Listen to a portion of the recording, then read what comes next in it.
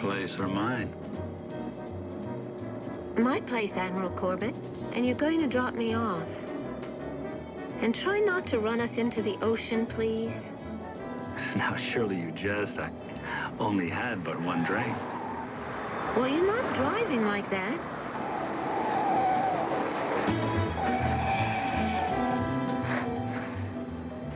Good night, Don. Kid?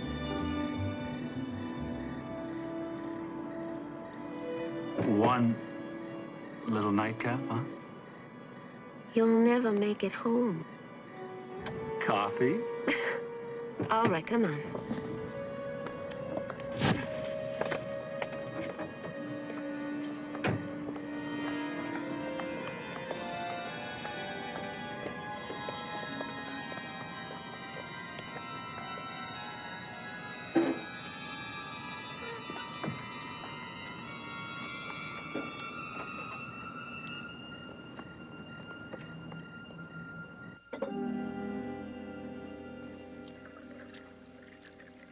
Don? You're overdoing the lecherous act. Enough is enough. But I haven't had anything. We'll work on it some other time. Drink your coffee and go home. We both have to be in the office at 0700. I'm talking Tarzan and Jane, and you're talking shop. Down, boy.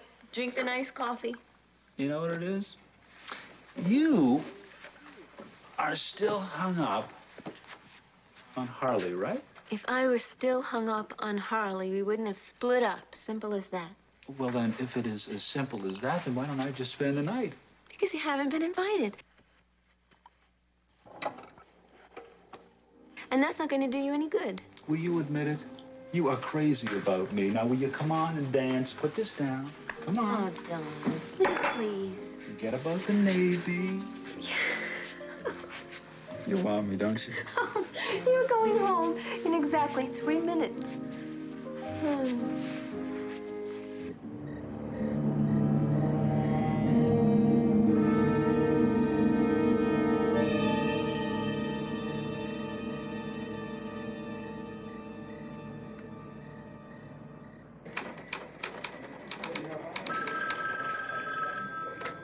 Security, Lieutenant Brownell.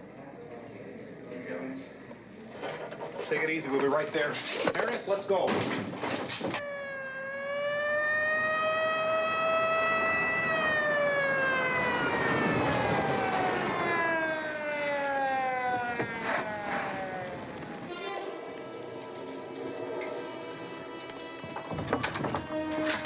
I had to shoot him.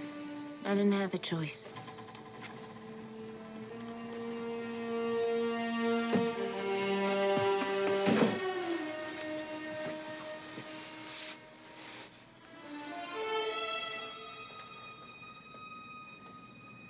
He's dead.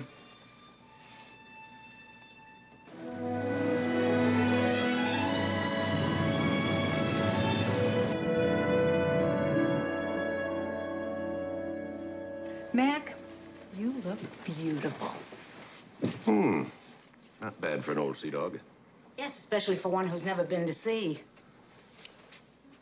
A little tight in the seat there, Commissioner. Commander, Mildred. He's been on active duty since this morning. Oh, yeah, well, if the United States can take it for 2 weeks, I suppose I can. I'll get it.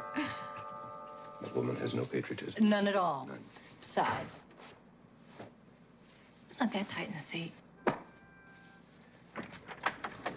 Hi. John Paul Jones will be ready any minute. You want some coffee? Thanks, Mildred, but I don't think we have time. Ta-da! What do you think, Charlie? You look terrific, sir. Thank you. Hope you're not just saying that, Sergeant. Well, Sally, this is it. I'm gonna miss you. Yeah, it's a rough war. You won't see him till tonight. It's the idea of it, Mildred. It's a whole strange new world. I know, 30 minutes away. He does it 2 weeks out of every year. This is active duty, a naval base. All right. He sits in an office behind a desk, as opposed to the other 50 weeks of the year where he sits in an office behind the desk. There's no glamour in your soul, Mildred. Not an ounce. We of the Broom Brigade, Commander, Commissioner, take a different view of things. Let's go, Charlie. Have fun. Goodbye. Don't take any wooden anchors, Admiral.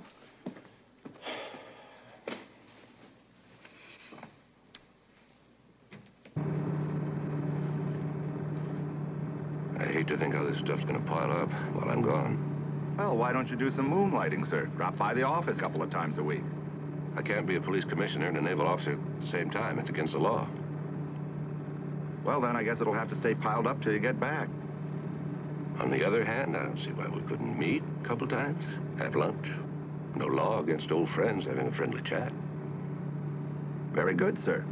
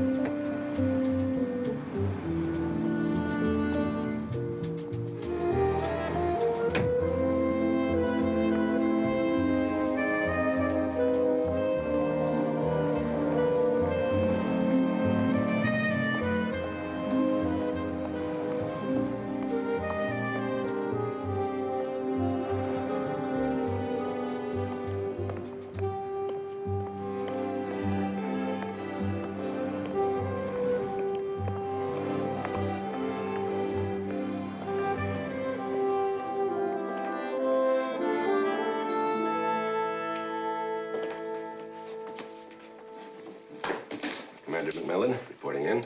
Oh, yes, sir. Captain Stiles is out right now, but he's expecting you. If you'll just go down the corridor, second door to the left, Commander Campbell will take care of you. Thank you.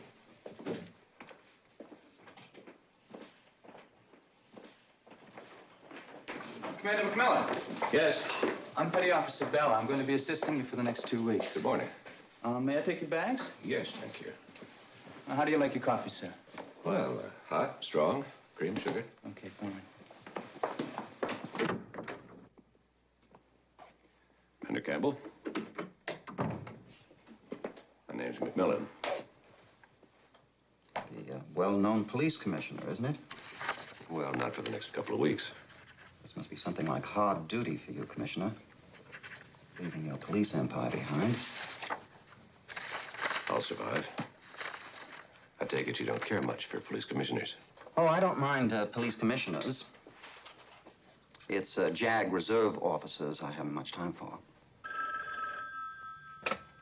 Commander Campbell. Don't be ridiculous, Tybal. You're dealing with a 37-day UA. Now get your 6016R and throw him in front of a summary court-martial. You do remember some of our Navy terminology, Commander. UA? Unauthorized absence. Commander McMillan, Captain Stiles is back in his office. He'd like to see you if you're not busy. Thank you.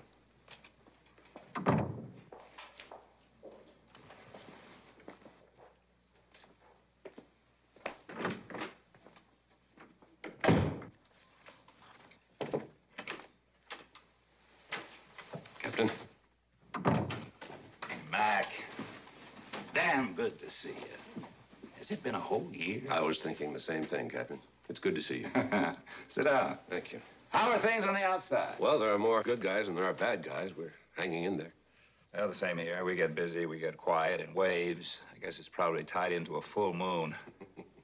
Mac, these little tours of duty must be kind of dull.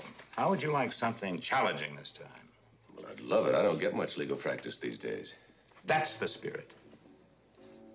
I want you to handle defense counsel, second-degree murder. You're not serious. The defendant's name is Catherine Boone. She's a lieutenant.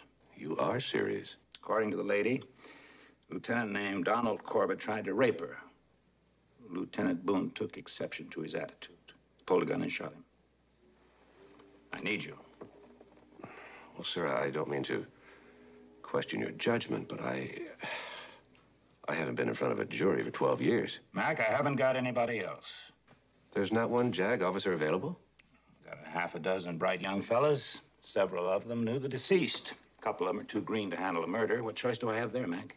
Sir, the question is, would I be any better? Now, you've been out of action for some time, but you've got something substantial to fall back on. I know. My housekeeper mentioned it just this morning. I'm not pretending you're the best man for the job. Just so happens you're the best man I've got. Captain, excuse me. I've turned over that Article 32 on Vincent to Moore. He's going to need some help. Oh, I'll talk to him after lunch. Have you two met? We certainly have. Captain, you mentioned a shortage of experienced officers. It seems to me that Commander Campbell will be more than qualified. Oh, he is more than qualified, but he's playing the other side of the fence. Trial counsel. Campbell's the government. You're the defense. Commander? You have your work cut out for you, Mac. He's one of our best. Oh, incidentally, I told Lieutenant Boone you'd be stopping by this afternoon. You'd better go over this in the meantime. Thank you, sir.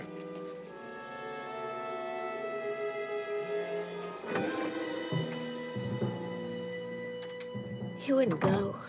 He became mean and vicious. I couldn't believe it was the same person. He said I'd been teasing him all night and he wasn't going to stand for it any longer.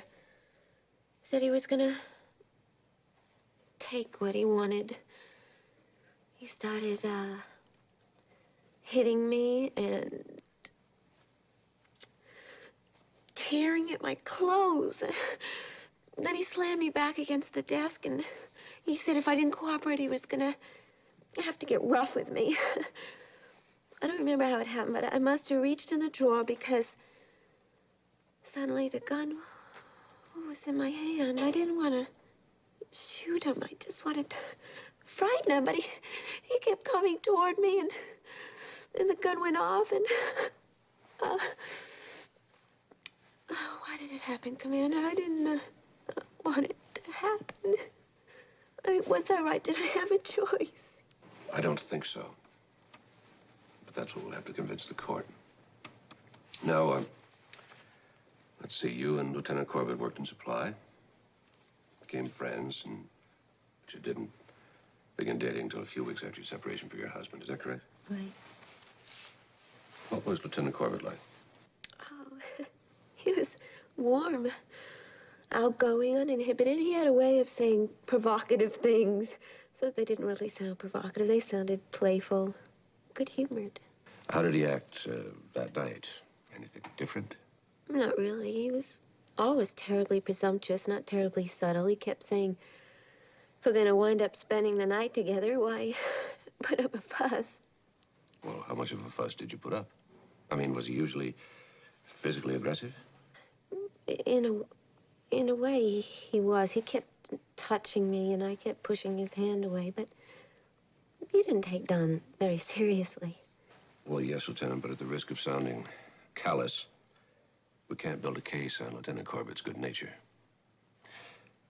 Now, let me tell you again, I have been out of practice for quite a few years, and you do have the right to hire a civilian attorney. You also have the right for additional counsel from the Navy or any other branch of the service. Captain Stiles explained that to me, and I told him I wanted to have the chance to talk to you before I made up my mind. I have, if you'll take me. Well, looks like we're stuck with each other. Lieutenant, if you will excuse me, I have about a dozen years to catch up on. Please make it, kid. And thank you, sir. Goodbye, kid.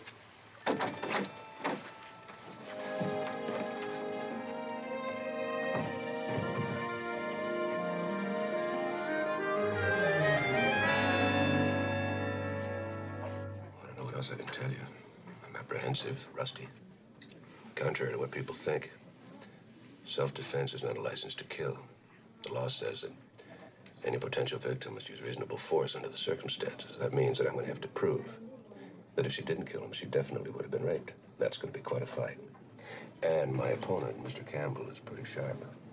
Well, I think it's fabulous. Hmm? The whole thing, it's absolutely fabulous. It's the opportunity of a lifetime.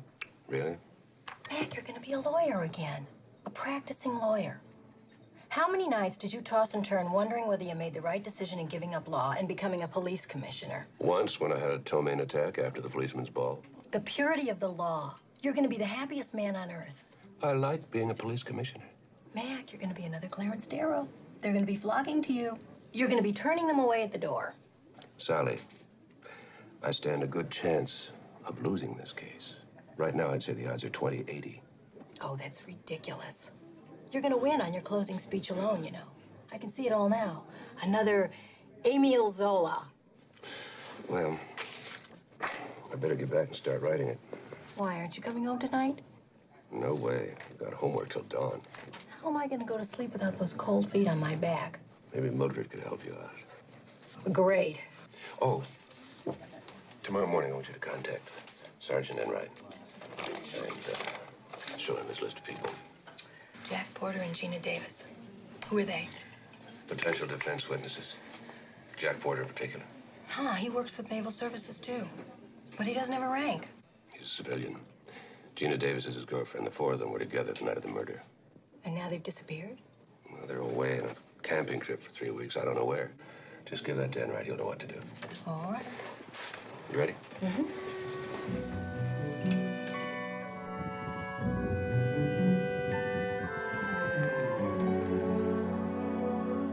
Bell.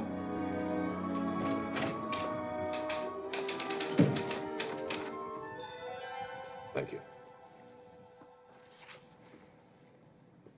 Is that strong enough, sir? At this stage, turpentine wouldn't be strong enough.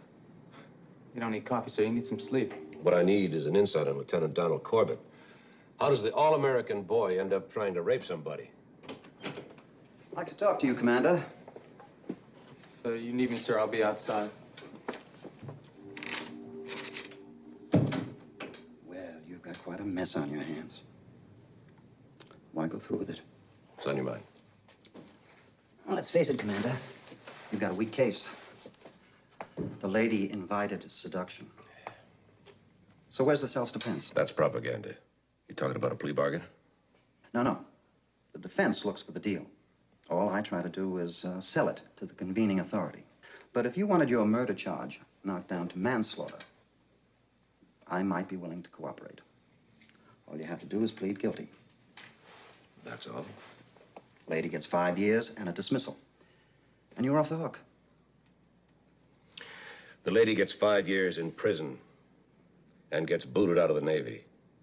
I get to keep my pride, and you get your case on a nice silver platter. You're generous to a fault. I'm dealing from strength. You're dealing from an excess of self-esteem, Commander. I'll talk to the lady. It's her decision. But if she takes my advice, the answer's no. Suit yourself, Commander.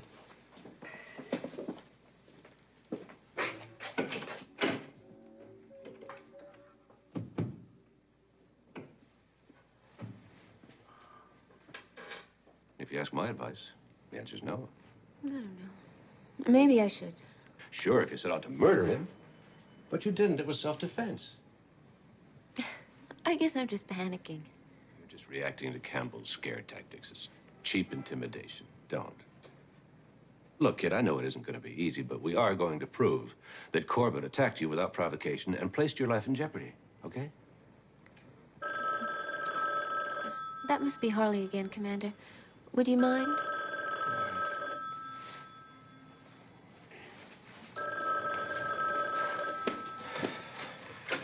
Hello?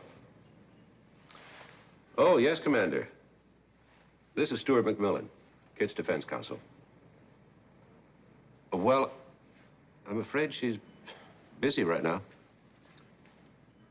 Yes, of course, I'll tell her. Goodbye. I wish you'd talk to him, kid. I mean, separation or not, he's your husband. And he's concerned. I can't talk to him or see him right now. I feel so clumsy about everything. I'll be at my office if you need me. Commander? Yes? Yes? Thanks for everything. Bye, kid.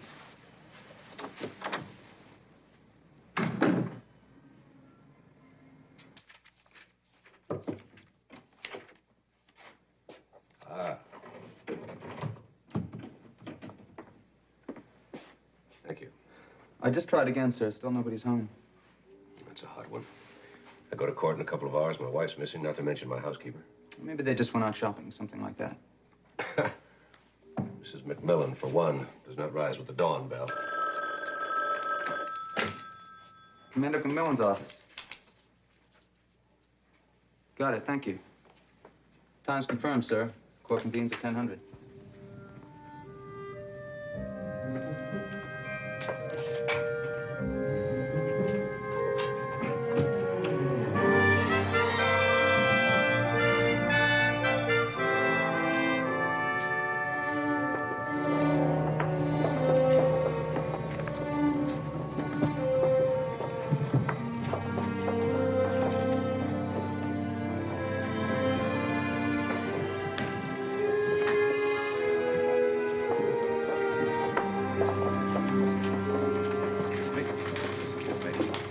Excuse me, Commissioner.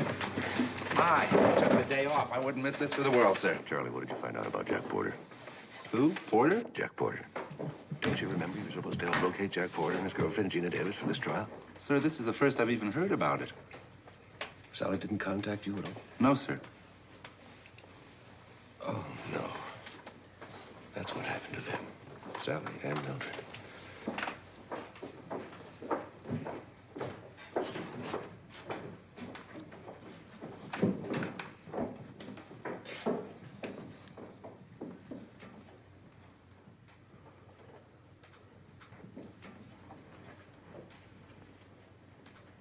All rise.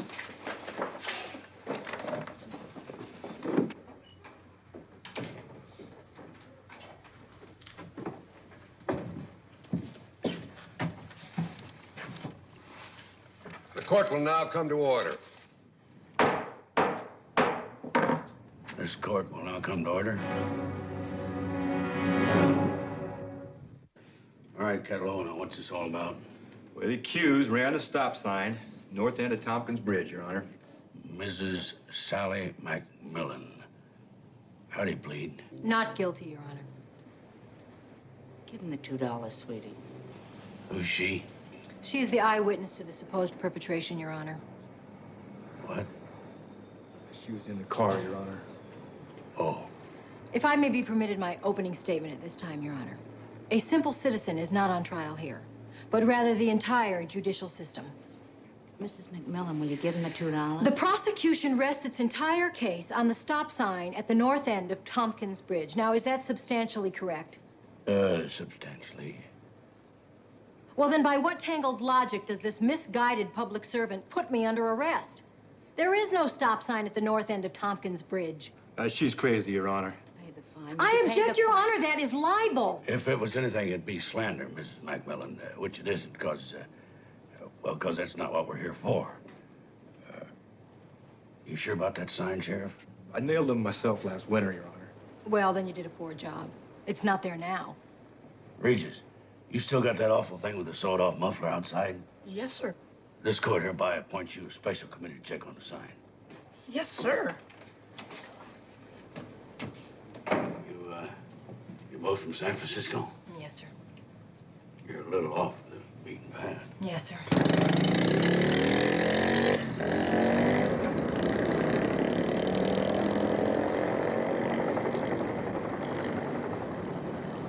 Vacationing? No, Your Honor, actually, we're looking for someone. Maybe you might be able to help us. It's a Mr. Jack Porter. He's, traveling with a friend, Your Honor, if you know what I mean. Gina Davis. I thought they were married. You know them? Maybe you could help us find them. It's really important. Well, sure. I mean, he was riding with the grocery store. I believe that's his Jeep out there. As a matter of fact, they're coming there right now. Your Honor, do you think I could talk with him for a moment? I suppose so. Mr. Porter? Jack Porter? Yeah. Do you think I could talk with you for a moment? Okay. Hi, my name is Sally McMillan. I've been looking all over for you two. Do you know about Don Corbett? Corbett, yeah. What about him? He's dead.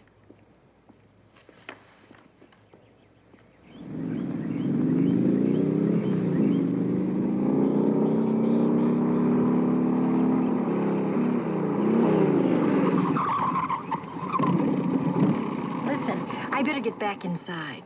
All right, we'll leave for San Francisco in the morning. Tell your husband we'll be happy to cooperate. I know he'll appreciate it. Thank you. And thank you, Your Honor. All right, special committee, what did you find out? Like the lady said, Your Honor, the sheriff should have used bigger nails. Who'd you get that? I found it down by the riverbank, Sheriff. It looks like it fell off the post at the end of the bridge. I'll take that. Case dismissed. Let's get out of here before we end up on the rock pile.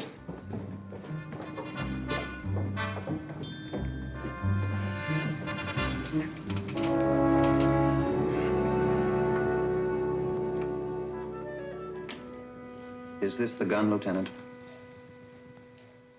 It is, sir. It was lying on the floor near the body of the deceased. Let the record note that the witness has identified government exhibit number 1. Lieutenant Brownell, let's get back to the call you received. Could you describe the accused's tone of voice over the telephone? It was kind of a monotone, sir. Not excited or irrational? No, sir. Would it be fair to describe the accused's voice as calm? Yes, sir, it would. No further questions. Your witness, Commander. Lieutenant Brownell, after entering Lieutenant Boone's house that night, did you speak to her? Yes, sir, I did. Could you describe her tone of voice then? That was about how she looked, sir. Kind of dazed. Would you call it a monotone? Yes, sir, I believe you could. Did she slur any of her words? No, sir. Could you describe her voice as calm? Yes, sir, I believe you could. The same calm and rational voice you heard over the telephone? Yes, sir. And yet you describe her voice and her appearance when you spoke to her in person as dazed. Is that correct? Yes, sir. Then, in your opinion, her voice was dazed when she called you in the security office. Is that correct? I guess so, sir. Thank you, Lieutenant. That's all. Hey, beautiful. How was that for neat lawyering? Oh, excuse me, miss. When I said beautiful, I didn't mean that you were beautiful. I meant that he... not that you're not. Excuse me. Mr. Seelig, you are the manager of the Officers Club at this station? Yes, sir, I am. You were working at the club on the night of Lieutenant Corbett's death? I was. Did you see Lieutenant Corbett and Lieutenant Boone at the club that evening? Yes, sir, they were there. How did they act toward each other, Mr. Seelig? Casual? Indifferent? Anything but. I mean, the way they were dancing together, real close. For my money, it was kind of embarrassing. What else about Lieutenant Boone and Lieutenant Corbett attracted your attention, Mr. Seelig? Well, at one point, they moved off the dance floor into this kind of dark area, and they kissed. A fraternal kiss? No, sir, anything but. Me, I'd call it an X-rated kiss. A passionate kiss? Yes, sir. Now, Mr. Seelig, wasn't it possible that Lieutenant Corbett forced Lieutenant Boone off the dance floor? Forced his attentions on her? No, sir. From what I could see, the lady was giving as good as she got. And did they go beyond the kiss? Well, no, sir, not right there, but for my money, a kiss like that in public means all the way in private. Objection, Your Honor. Sustained. The witness will confine himself to answering the questions. Your witness, Commander. Mr. Seelig, are you married? Yes, sir. And prior to your marriage, I presume you courted more than one young lady? Yes, sir. Did you ever kiss any of these young ladies? Yes, sir. Passionately? Yes, sir. X-rated? Well, yes, sir, I guess so. And did you have affairs with every one of these X-rated young ladies? Objection, Your Honor. Irrelevant. The witness's premarital sexual prowess has no bearing on this case. Your Honor, the witness has inferred that the accused's participation in a kiss constituted an invitation for seduction. I'd like to prove it otherwise. Objection overruled. Mr. Seelig? Did you have affairs with all these young women? No, sir. Well, isn't it possible, then, that the accused, along with some of your young lady friends, was willing to enter into an X-rated kiss without inviting her partner to go all the way? I guess so. Could you speak a little louder, sir? I guess so. Thank you.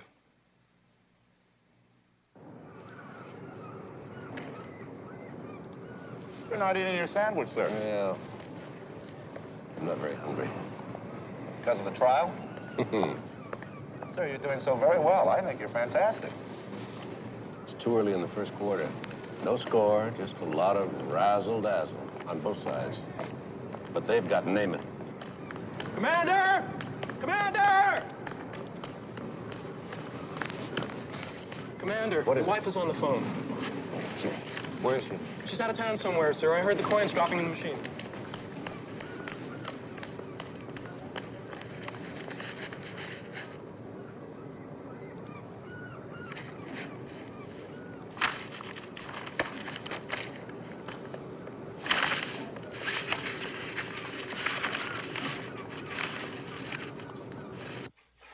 Sally, where are you? Mac, I've got the most terrific news for you. Is Mildred with you? Of course. Are you all right? We're fine. I told you to send Enright out to look for Porter. That's the good news. We found Jack Porter and Gina Davis. They said they're going to head back down there tomorrow. Ah. And the bad news? Bad news? The bad news. Well, I mean, if you could call a transmission bad news. How bad? Oh, not really that bad. The station manager says he ought to be able to have it fixed up good as new. And not really that much either. How much? $275. How long? Well, he says it shouldn't take more than a couple of days. Where are you? Well, we decided to take the back road. We're in the cutest little town about an hour north of San Francisco. The only trouble is that the bus doesn't leave out of here till tomorrow morning. All right, give me the details. I'll see if I can find somebody to pick you up. Captain Emerson, you had dinner at the officers' club on the night of Lieutenant Corbett's death. Is that correct? It is? Lieutenant Boone and the deceased, Lieutenant Corbett, were at a nearby table with another couple. Is that correct? It is. Sir, would you describe Lieutenant Boone's behavior that evening? Indiscreet would be a kind word. In your opinion, then, would you say that Lieutenant Boone exhibited a loose pattern of behavior? I would. Her conduct was unbecoming a naval officer. Thank you, Captain. No further questions. Captain Emerson, you condemned Lieutenant Boone's behavior that night, yet you failed to mention Lieutenant Corbett. Now, doesn't it still take two to tango? A man responds to a woman's signals, Commander. You mean it couldn't be the other way around? A naval officer would not behave that way in public unless he was incited, Commander. Sir, Lieutenant Boone is a Navy officer. But she's a woman.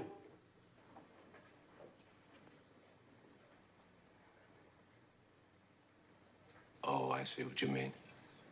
She couldn't help being a woman first and an officer second. You want to say it that way? Yes. Thank you, sir. Is that it? Oh, yes, that's it. Friendly? They were a lot more than friendly. See, I waited on their table at the club, so I kind of had a front row seat.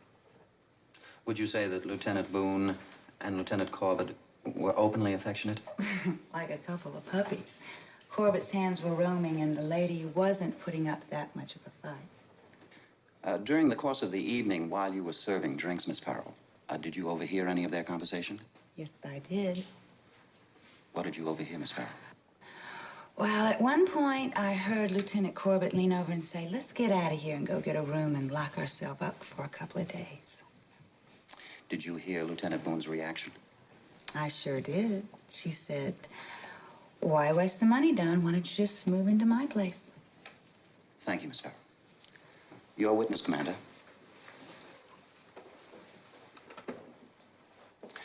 Miss Farrell, have you ever been propositioned? Once or twice. Outrageously? Well, I'm not quite sure what kind of proposition you're talking about. Oh, the kind of proposition you don't take seriously. For example, somebody comes into the club and suggests you could run away with him to the South Seas. You know he's married, he's joking. That kind of outrageous proposition. Sound familiar? It sure does. Are you insulted? No, I'm not insulted. Annoyed? No. But you do put them in their place. Oh, it's not a question of putting them in their place. I mean, not if they're not serious to begin with. So you go along with the joke. Someone says, hey, Terry, let's run away to a South Sea island. You answer, sure, when do we leave? Sound familiar? It sure does. Friendly sarcasm. Yeah.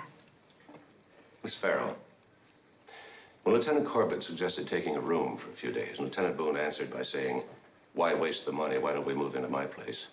Wasn't she, in fact, responding with friendly sarcasm to an outrageous proposition? Oh. Well, that was different. She... Thank you, Miss Farrell. No more questions.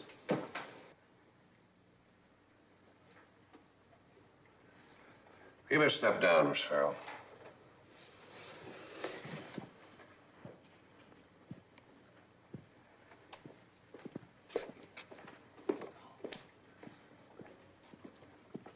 The hour is late. We'll recess until tomorrow.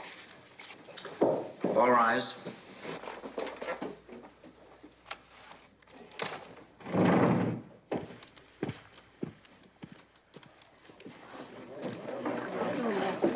See you in the morning, kid. I saw the last few minutes, sir. You were really good. I think you got him worried.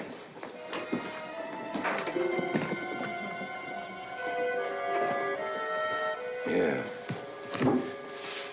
About as worried as a barracuda. One of these sessions he's gonna move in and tear me to pieces. Lieutenant Reese, you double dated with Lieutenant Corbett on 3 separate occasions, is that right? That's right.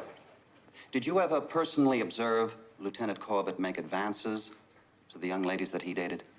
Well, yes. And did you detect anything dangerous in these advances? The actions of a sexual psychopath? Objection, Your Honor. The witness is hardly qualified to discuss the psychological aspects of Lieutenant Corbett. Sustained. How did the women react to Lieutenant Corbett? They liked him. Oh? They didn't fear for their physical well-being? No.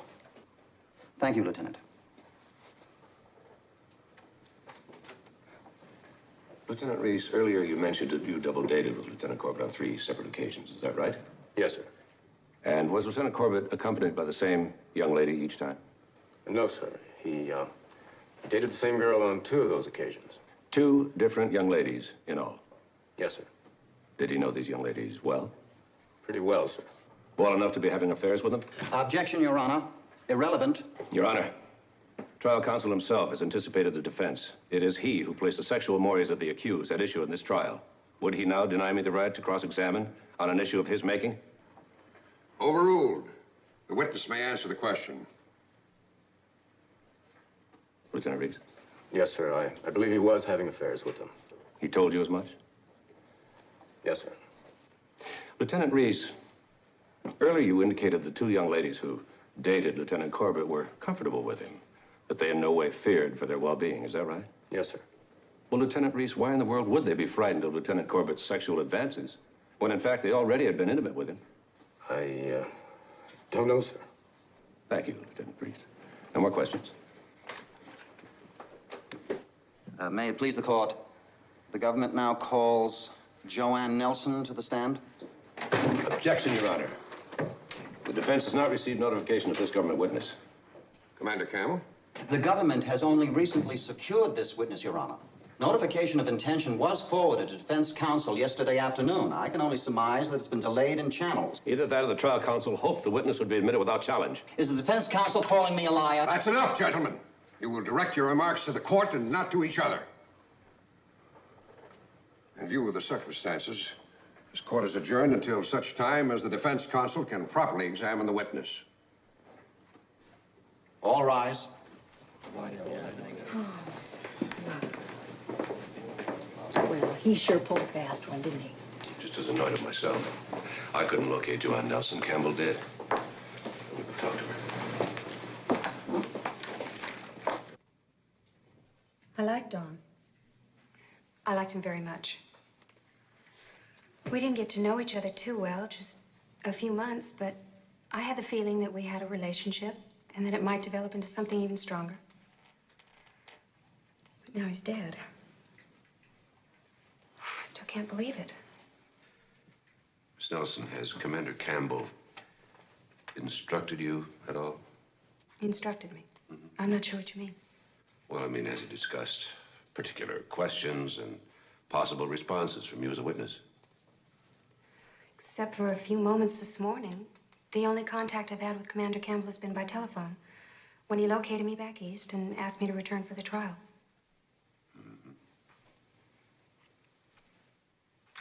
Well, thank you, Miss Nelson. Well, then, you dated Lieutenant Corbett half a dozen times or more. Isn't that right, Miss Nelson? Yes, that's right. What did you do on these dates, Miss Nelson? Well, we went to the movies once or twice. We had dinner out, that sort of thing. Did you and Lieutenant Corbett have an affectionate relationship? Well, I suppose we were normally affectionate for the amount of time we knew each other. Held hands, Yes, kissed, yes, embraced, caressed each other from time to time. yes. Was Lieutenant Corbett an aggressive companion, Miss Nelson? Well, yes, but not in a serious way. Could you explain that? Well, Don, Lieutenant Corbett, was the sort of person who was familiar with people right from the start. I suppose the things he said and did might have been a little, well, unsettling coming from somebody else, but coming from Don, you accepted them. And Lieutenant Corbett, being Lieutenant Corbett, I suppose he made more than one proposition the very first night you met. Yes, sir, he did. Did you accept them, Miss Nelson? No. You didn't encourage him at all? No. Didn't you and Lieutenant Corbett have an affair, Miss Nelson? No, we did not. Why not? Because I didn't want to. You refused his advances? Yes, that's correct. Are you trying to say that he never once managed to maneuver you into a compromising situation? No. Miss Nelson, are you trying to tell this court that the same man who propositioned you countless times over half a dozen different evenings never once succeeded in forcing himself upon you? No! Well, thank you, Miss Nelson. Your witness, Commander.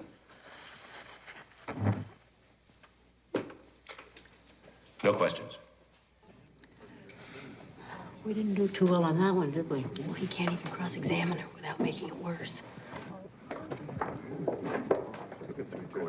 Your Honor, the government rests. Very well. I think that does it for today. Court stands in recess until 0800 tomorrow morning.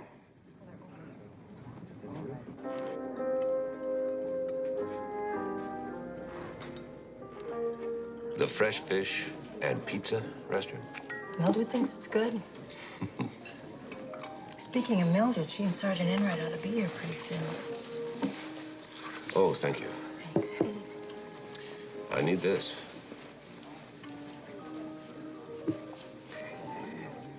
You look so down. I took a beating today. I know. Joanne Nelson. Campbell used her like a booby trap. I saw it coming. Oh, well, that was today. Tomorrow you start your defense. You're gonna run over him like a tank. Some tank. How do I prove self-defense? I seem to recall something about reasonable doubt. They're the ones that have to prove murder. Thank you, loyal cheering section. I really must go. I'll grab a couple of sandwiches on the way. Mac.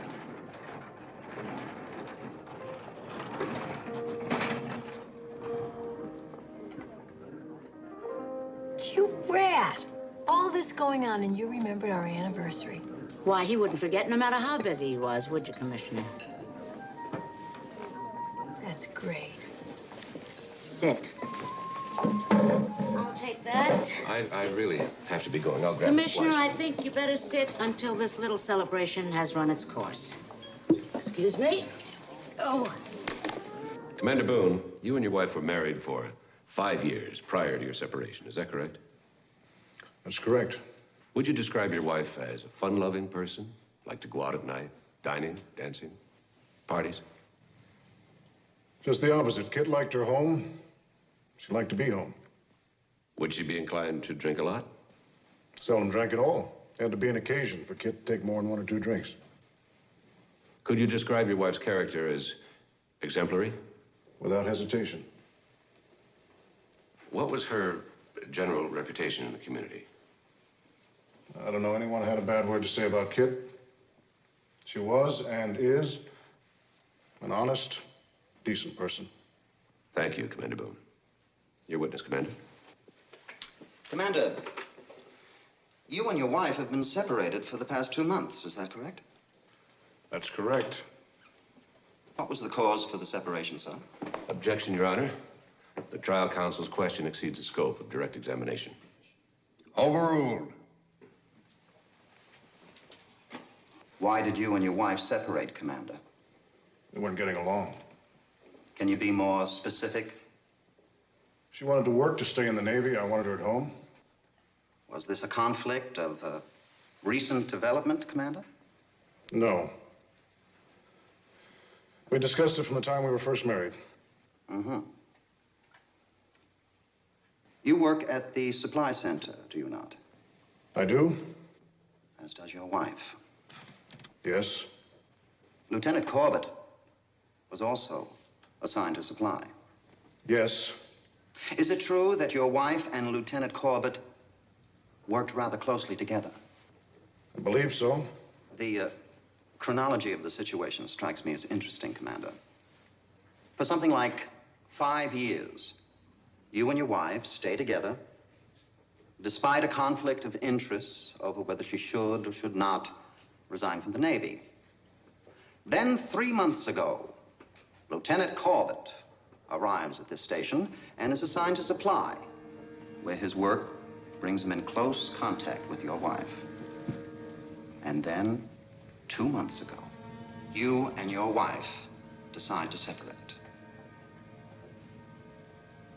Isn't it true that the developing relationship between your wife and Lieutenant Corbett contributed to that situation and separation? That is a lie. Is it not true, Commander Boone, that your wife had already made a romantic relationship with Lieutenant Corbett weeks before she killed him? No!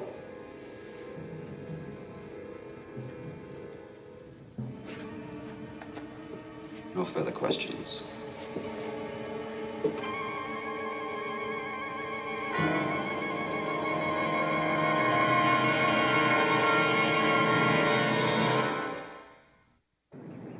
Yes, sir. I've known Kit Boone for quite some time. And she was different that night.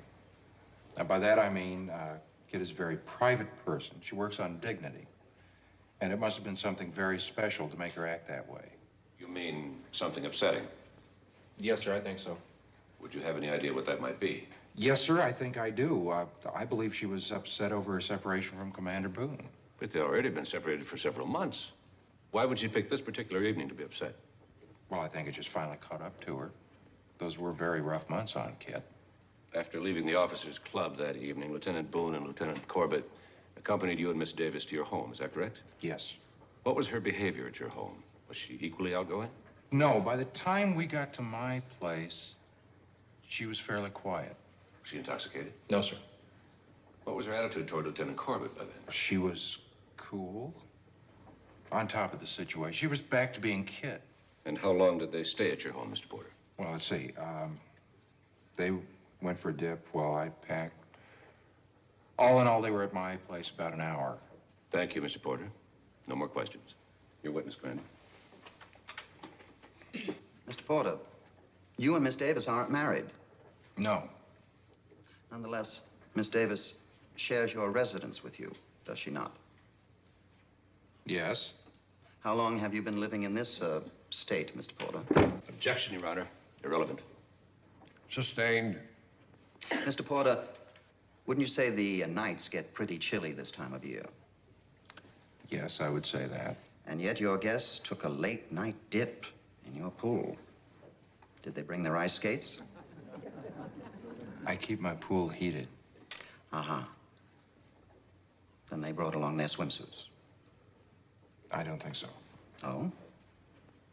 Oh, well, then you and Miss Davis provided them with swimsuits. Isn't that right? I don't believe so. Mr. Porter, you did see Lieutenant Boone and Lieutenant Corbett in your pool, did you not? Yes. And they were properly attired, were they not? I don't remember. You don't remember? No. You don't remember if their clothes were soaking wet when they left your house, Mr. Porter? No. In actual fact, they were swimming in the nude, weren't they, Mr. Porter? I don't know. In actual fact, the accused thought no more of swimming in the nude with Lieutenant Corbett than she did of spending the night with him in her own home. Objection. Overruled.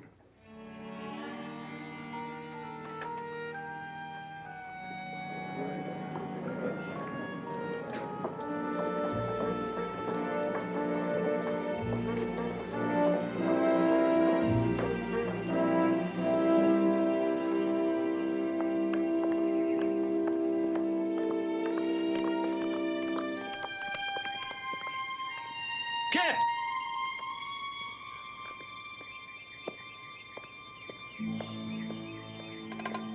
Kit. Excuse us. What happened back at that pool? Were you in the nude? Yes. But nothing happened. We took off our clothes and jumped in the pool. It doesn't mean we made love that night. I believe you. It's just that the way it came out back there doesn't do us much good. It's gonna be all right. I saw Hardy back there. Why won't you talk to him? I don't know. I guess I'm just not ready. Still in love with him, aren't you?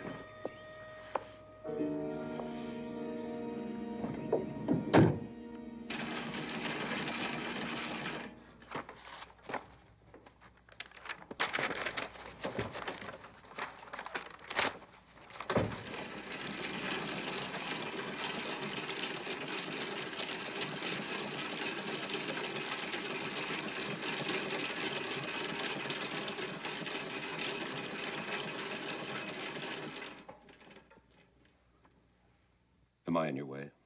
Boy, this is better than a porno movie. What do you think of Kit Boone? Oh, she's a lovely girl, except for that one little blight on her record. Murder. You're not much help. Kit Boone wouldn't hurt a fly unless provoked by an extreme case of aggravated assault. That's absolutely right. The defendant exercised nothing more than reasonable and prudent force in protecting herself against the infliction of grievous bodily harm. Very good. You two may take over. I'm going to take a shower. Mildred, what are you making for breakfast? Bacon and eggs. Ah, that's what I smell. The bacon. The bacon is burning.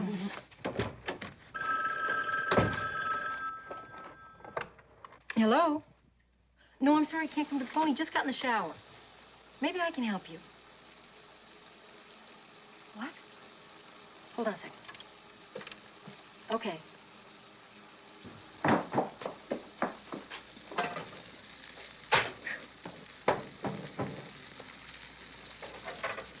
$1.89 a pound. You should be ashamed of yourself.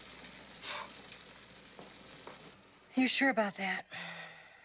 Okay, well, I sure appreciate all the help you've given me. Yeah, okay, if we're ever out that way, right. Okay, bye-bye. Who was that? That was the caretaker at the Pleasant View Cemetery in Grinnell, Iowa. He called you? No, I called him. Before that, I called the record section at the base, and before that, Joanne Nelson called you, but you were in the shower and couldn't talk, so I just took it upon myself to do a little investigating. A little investigating of what? Well, it's really kind of strange. Joanne Nelson wanted to send some flowers to Lieutenant Corbett's grave. So she called the record section at the base and she asked where he was buried. And they told her he was buried in his hometown, Grinnell, Iowa. So when she went to send the flowers, they told her no such person was buried there. That's why she called you. She thought maybe you would know where he was buried. Which I don't. Well, that's what I figured. So I took it upon myself to call the record section at the base and do a little double checking. Using my name as your authority, of course. Oh, naturally. You know what they told me?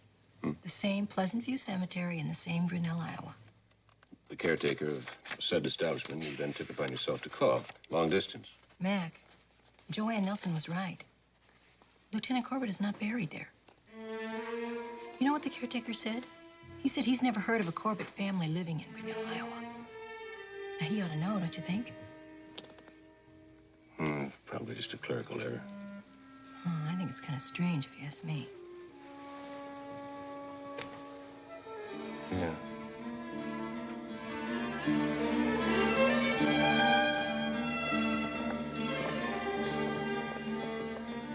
Sorry, Commander. Can't do a thing for you without some kind of authorization. The shipment of a body is not exactly a military secret. Now, what's the problem? I just can't release that information without an okay from the senior medical officer, sir. Who's away for the weekend? Sorry, sir. I don't know if he's a fanatic for regulations or he's hiding something. It doesn't matter because I've got it. What? I've got the information you were looking for. Huh? Lieutenant Corbett's body was shipped to a federal cemetery in Langston, sir. Well, I just peeked at a few clipboards, that's all. Pretty sneaky.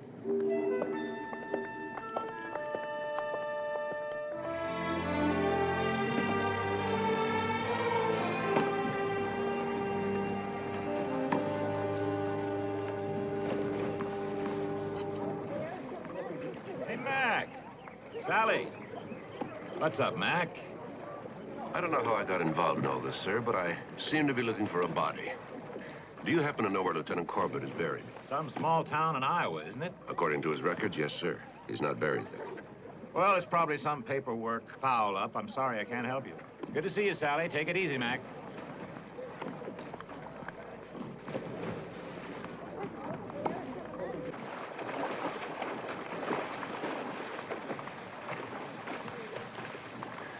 Fine officer. Lousy liar. He didn't even ask you why you were looking for Lieutenant Corbett's grave. He's covering up something. So is everybody else. Corbett was stationed in San Diego before he was stationed here. Let's go down to San Diego. Okay.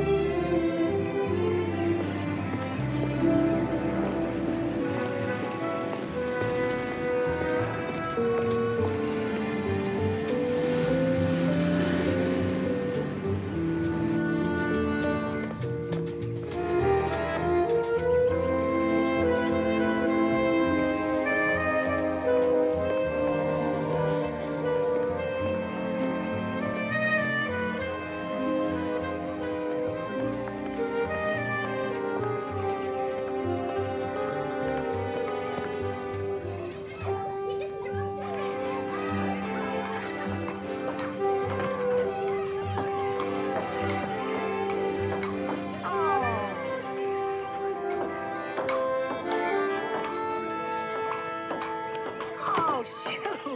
Excuse me. What'd you find out? I checked with the base supply officer, Captain Faraday. Corbett worked for Faraday. Ooh, that's progress. Not really. Faraday never met Corbett. I don't understand. Corbett was listed on supplies personnel roster, but on detached duty status. Detached to where? I checked with records, I checked with personnel. They don't know a thing. What does that mean? It could mean that Corbett was never stationed on this base. Well, all of this makes absolutely no sense at all. I have one more stop to make. Are you okay here? Sure. What's the score? 14-3. Oh! Him. Oh. Ready?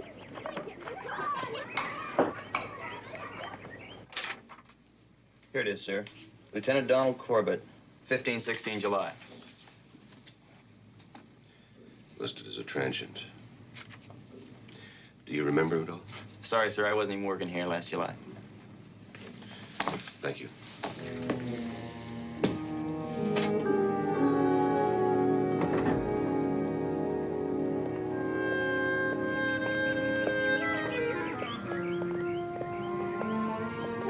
Sir?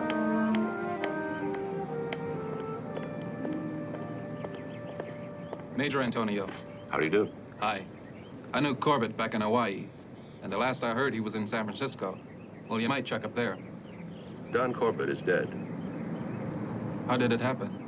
A shooting accident. How well did you know him? Pretty well. We roomed together. Who was he working for back in Hawaii?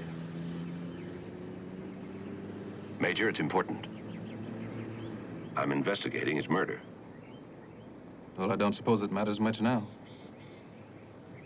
Corbett was with NIS, Naval Investigative Service.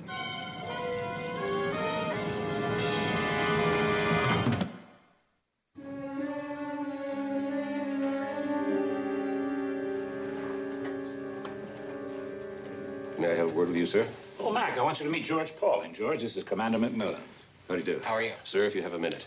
Sit down, Mac. As a matter of fact, George and I were just talking about you. I think you might like to hear what I have to say. George can hear anything you have to say. Very well.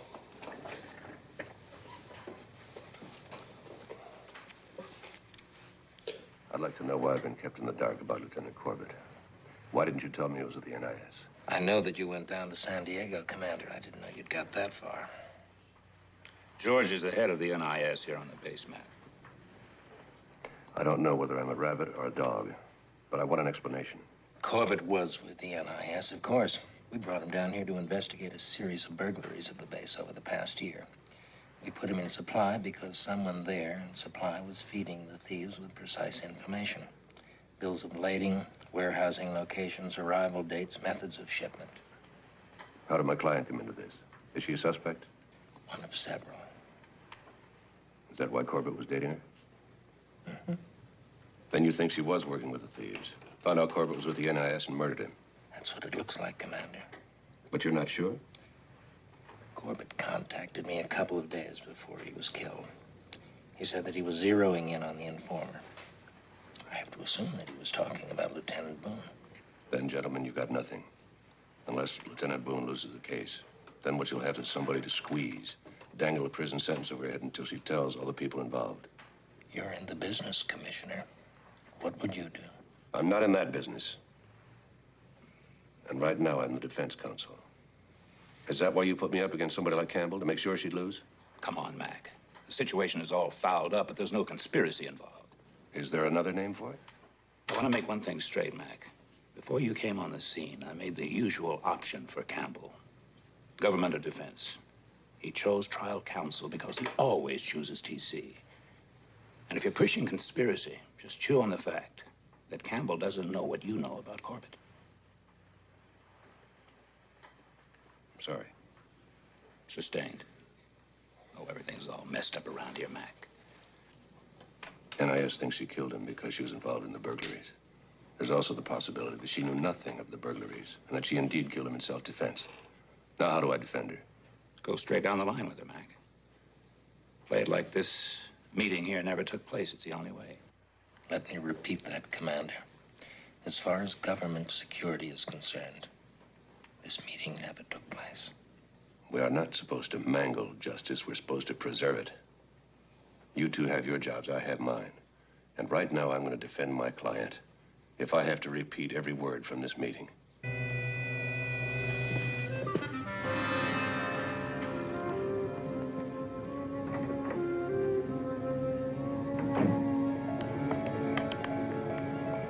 Commander McMillan? Yes?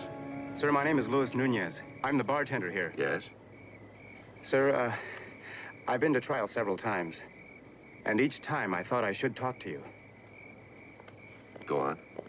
Well, I was here that night, sir. And I saw something at the trial that no one mentioned. Saw something? The night of the murder? Yes, sir. I saw Commander Boone here in the club. He and Lieutenant Boone were having a terrible argument. He was furious, shouting at her. But she didn't say anything. She was trying not to cry. And then the commander hit his wife, sir. Very hard across the face. Lieutenant Corbett came over and tried to be a gentleman, but he was drunk. So the commander just pushed him aside and left. Luis, would it be all right if I got back to you? Yes, sir. Thank you very much.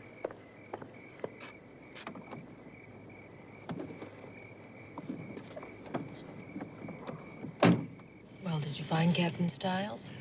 I certainly did. What'd you say about Corbett being involved with Navy intelligence? He affirmed it. And there's a lot more. Mac, for the first time in my life, I am more tired than I am curious. You can just tell me about it in the morning. Home, James. Sally. No.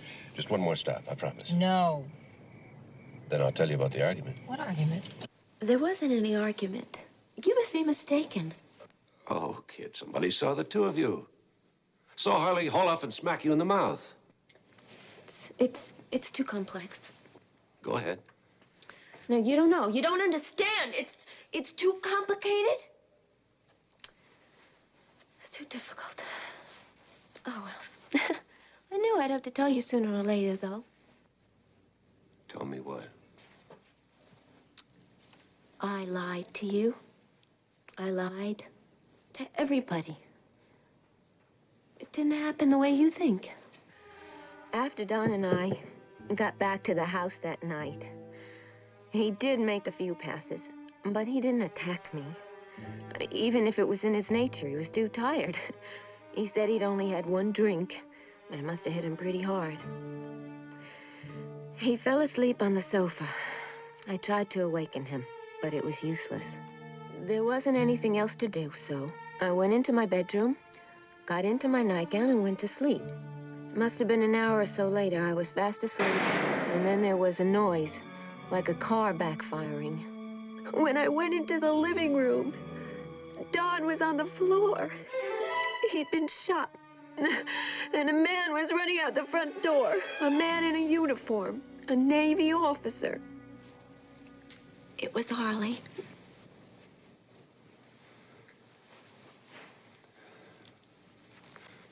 Why didn't you bring this out before? Remember you said I still loved him? Of course I do. I do. Oh, Mac, he was so desperately jealous of Don. That's why he came to the club that night. That's why he was so furious with me. Don't you see, in a way, I am responsible for Don Corbett's death. That's why I wanted to protect Harley. He killed him for me. So you decide to take the blame. You take off your nightgown, you put on your uniform, tear it up a little bit, mess up this living room, put fingerprints on the gun. Don was dead. Nothing could hurt him anymore. And I thought if I cried rape, well, at least I could protect Harley. Don't you realize you're protecting a murderer? Yes, it was tearing me apart. That's why I couldn't face him.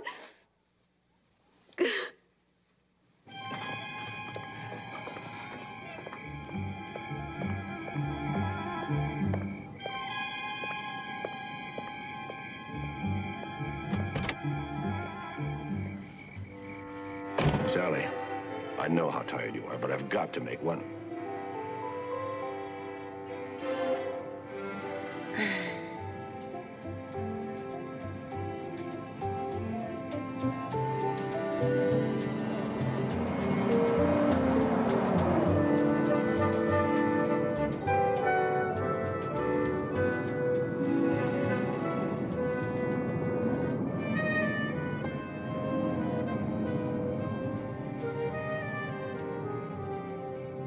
Mac, why are we stopping? Just waiting for the light to change.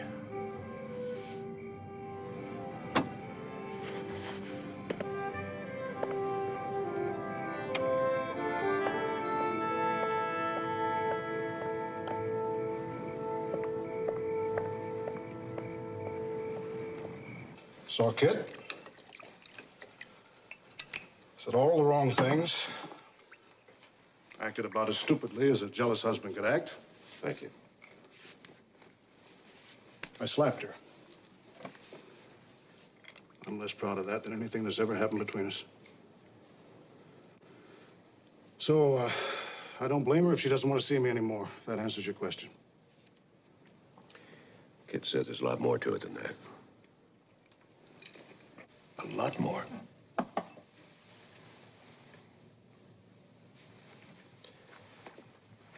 She says you killed Don Corbett. She's changed her story, Commander. No rape attempt. No self-defense. She said she caught a glimpse of a man running out the door. She says it was you. That is incredible. Why would she say something like that? I thought you might know. I don't know. The whole thing is an insane lie. Why would she say something like that? Why would she do that?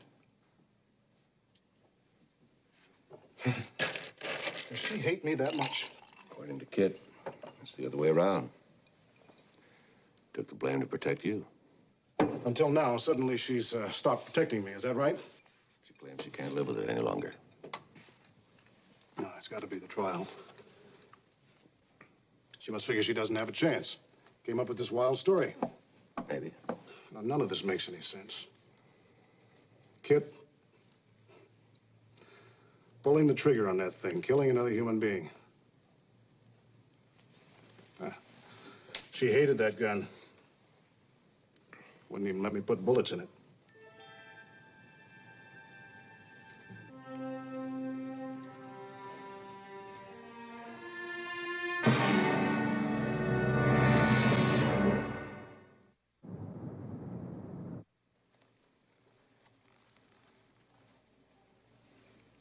Hey.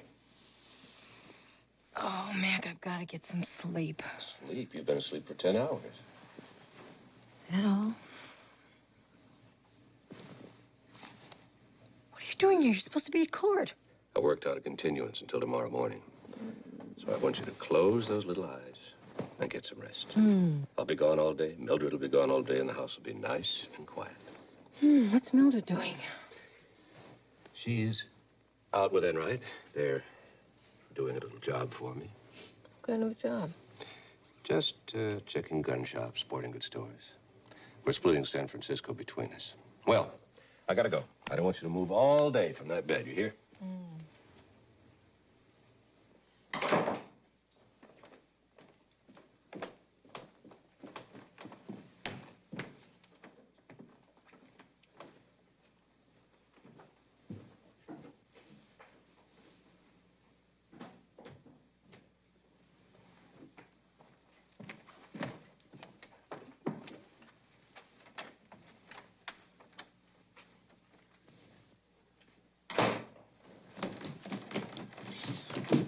What kept you?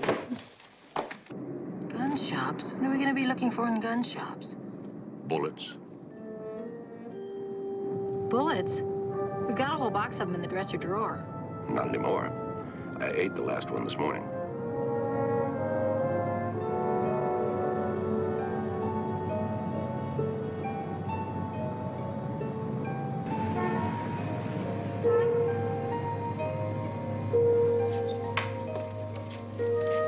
Hi.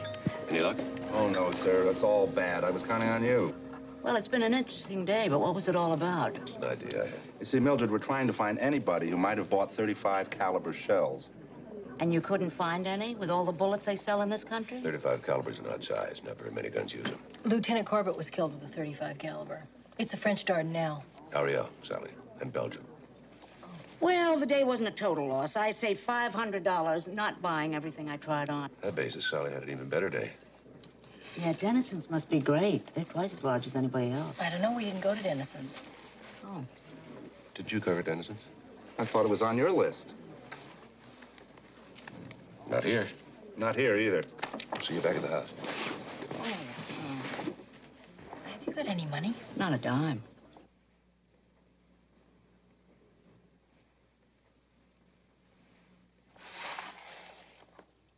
Brian Mosley. Who's Brian Mosley? I don't know, sir. Sounds familiar, though. Brian Mosley. Wait a minute. Does the name Benny Carr mean anything to you, sir? Sure. Small-time loser. He's Brian Mosley. That's one of the half-dozen aliases that Benny Carr uses. Do you think you can put your hands on him? I think so, sir. Let's go.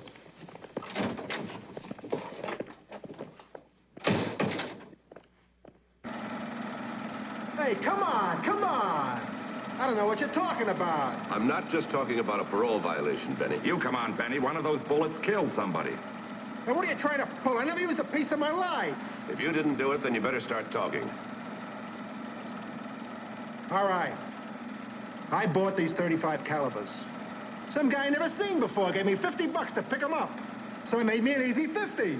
That's all I know. You must be getting old, Benny. You don't even lie good. Come on, Benny. We're waiting. Vince Wagner. But I don't know what he used them for, I swear it. Vince Wagner. Isn't he in the grand theft business? The last I heard, sir. Yeah. I got a hunch he's pretty busy these days. What about it, Benny? How would I know? I told you. He's been knocking off the Navy at Treasure Island, isn't that right? Sure, you know all about it. Look at the look on his face. I bet you've been in on some of those jobs. Hey, give me a break, will you? Something for something. What do you say? Go on. Maybe I've been in on one job. I swear it. One job. Something for something, Benny.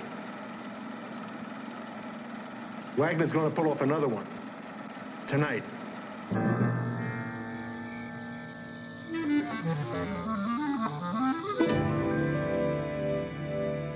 Sir, he should have been here almost an hour ago.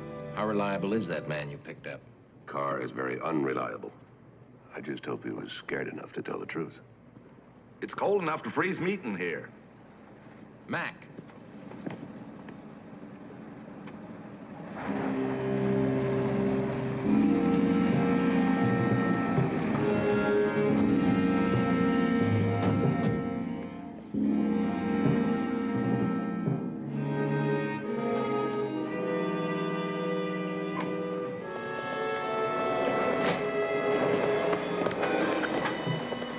Boxes there. All right, police, drop your guns. You're covered.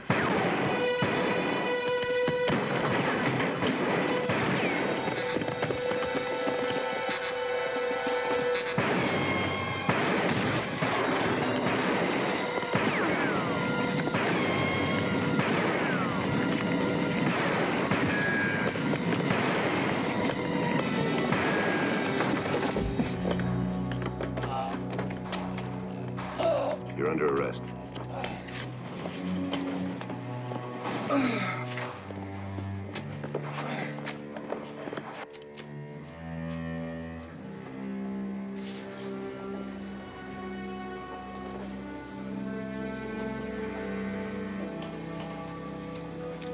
Ten more minutes and the old man's gonna blow his top.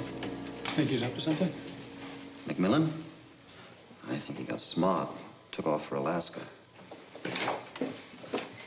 Your Honor, I'm Sally McMillan, and my husband asked me to tell you that he'll be arriving shortly, and he regrets any inconvenience to the court. Would it be presumptuous to ask where Commander McMillan is right now? No, Your Honor, it wouldn't be presumptuous. It's just that it might be a little bit embarrassing. He's in the men's room putting on his uniform.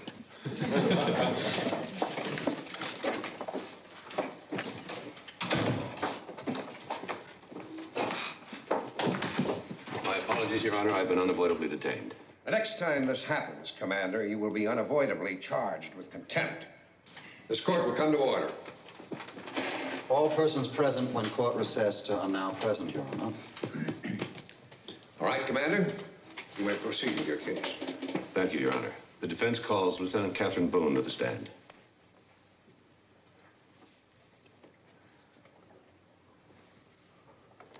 You said I wasn't going to have to testify. Trust me.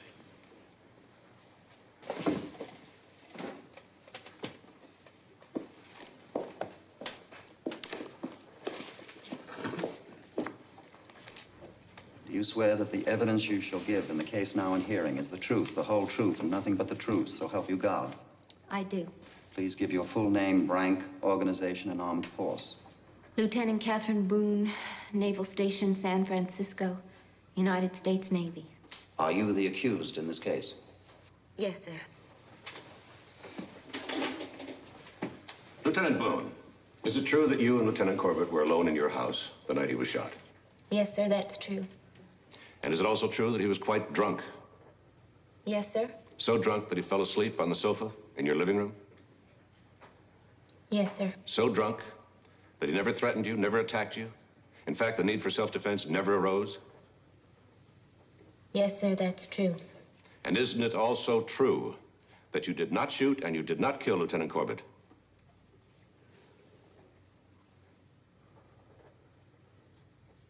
Yes, sir, that's true. What's he trying to pull? I don't know. I think I'll just let him hang himself. What was that all about? I don't know. I'm sure Mac knows what he's doing. He does? Commander McMillan, are you aware that your new line serves to undercut the case you've got for the defense? Yes, Your Honor, I am. However, let me assure the court that this new line of questioning is dictated by newly found evidence and not due to the incompetence of the defense. Very well. Your witness, Commander. Now, let me see if I've got this straight, Lieutenant. You are now saying that Lieutenant Corbett did not attack you on the evening in question? Yes, sir. Did not attack you. Does that mean that he did not intimidate you in any way? Yes, sir. He did not. Did not threaten you? He did not. You had no fear for your physical well-being? None, sir. And you did not shoot Lieutenant Corbett?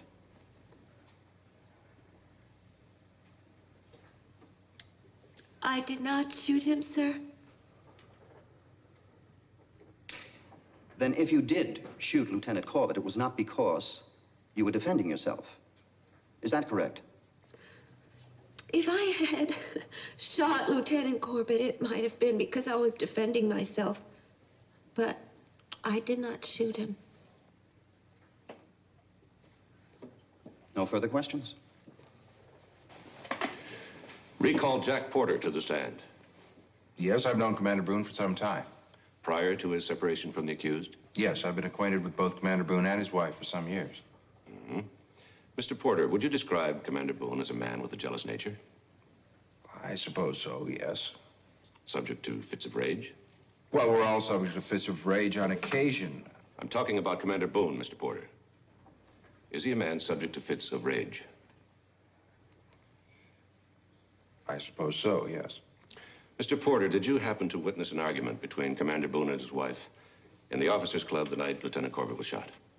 Yes, I did. In fact, wasn't it a one-sided argument? A fit of rage on the part of Commander Boone? Yes, I suppose so. And isn't it true that this fit of rage was caused by Commander Boone's jealousy of Lieutenant Corbett? Yes. And isn't it true that Commander Boone climaxed his argument by slapping his wife across the face? Yes, that's true. And isn't it true that Lieutenant Corbett, arriving at the end of the argument, attempted to interfere on Lieutenant Boone's behalf and was roughly shoved aside by her husband? Yes, that's true. Mr. Porter, if I were to tell you that Lieutenant Boone did not shoot Lieutenant Corbett, that she indeed had been lying in order to protect somebody, who do you suppose that would be? I don't know. I'm not sure what you're getting at, Commander. I'm getting at the fact that someone other than Lieutenant Boone murdered Lieutenant Corbett. No accident, no self-defense, just murder. Who do you suppose that would be? I don't know. Oh, I think you do, Mr. Porter. When Lieutenant Boone heard the shot, she rushed out of her bedroom into the living room, just in time to see the killer running out the door. A man wearing the uniform of a Navy commander. A man wearing steel-rimmed glasses. A man with a jealous nature. A man subject to fits of rage. Who do you suppose she saw? You mean Harley Boone really killed Corbett?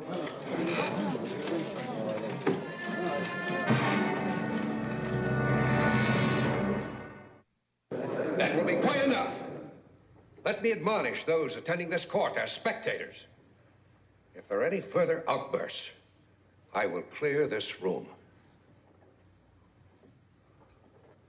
Commander McMillan. Mr. Porter, when I asked you who you thought Lieutenant Boone was protecting, you mentioned a name. Would you repeat that name, please? I said Harley Boone. I also said that I could not believe that he killed Corbett. I can understand your incredulity, Mr. Porter. The fact is, Lieutenant Boone only thought she saw her husband because that's the way it looked to her. Actually, you killed him.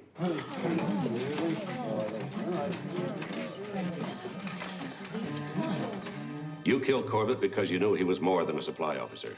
You knew he was an officer of the Naval Investigative Service, and you knew he was onto you. Onto the fact that you were supplying information to a ring of thieves who had been victimizing the Navy for over a year. For days, you've been waiting for the right opportunity to kill Corbett. A murder that would clearly implicate Harley Boone, the same jealous husband who created something of a scene earlier that same evening at the Officers Club. With your friend, Miss Davis, fast asleep back at your own house, You drove to Kit Boone's house and waited.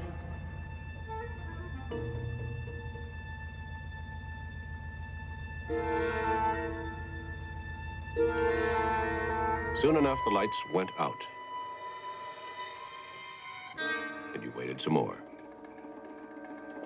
You knew Kit Boone well enough to remember that she kept a spare key in the mailbox. Getting in was no problem at all. Corbett wasn't a big drinker. He told Kit himself he'd only had one drink. But since you drugged the one he did have, you weren't surprised at all to find him passed out on the sofa. You went right ahead with your plans. As a gun fancier, you examined Harley Boone's souvenir pistol more than once. You knew it was still kept in the desk in the living room. You also knew it was kept empty. But that wasn't a problem either, because you brought your own bullets. All you had to do now was kill Lieutenant Corbett in his sleep. And then wait a few seconds until Kit Boone came running out and saw you leaving. Of course, Kit Boone didn't know it was you. Dressed as you were in the uniform of a Navy commander, wearing steel-framed glasses, she thought it was her husband rushing out of the house. Later, the situation took an unexpected turn, didn't it, Mr. Porter? Lieutenant Boone decided to take the blame for Corbett's death in order to protect her husband. But that didn't matter much, did it? You were still in the clear. Somebody else was on the hook. Commander McMillan, as this is a murder trial, I've allowed you to make these accusations against Mr. Porter. However, at this time, before the witness is required to answer any questions, he must be advised of his rights. I agree, Your Honor. Mr. Porter should be advised of his rights at the earliest opportunity, inasmuch as he's to be placed under arrest at this time. The base commanding officer has been consulted and has agreed to surrender Mr. Porter to civilian authorities. Very well. Are such authorities present in this court? Yes, Your Honor. I'd like to introduce to the court Sergeant Charles Enright, San Francisco Police. With your permission, Your Honor. Jack Porter, I hereby arrest you on charges of murdering Lieutenant Donald Corbett and on charges of conspiring to grand larceny. It is my duty to tell you that anything you say at this time can be used against you in court.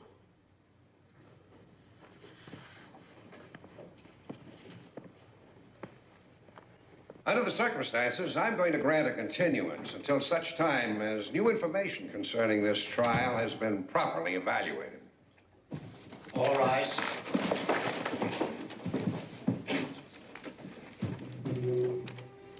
Well, Kit? You okay?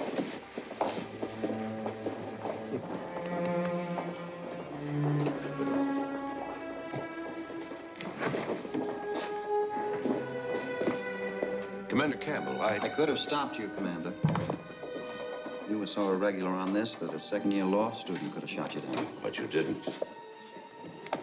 No. There seems to be some faint chance that your client is innocent. Commander, while you may be lacking enough ability, should the city of San Francisco ever find the need for an attorney, you're hired.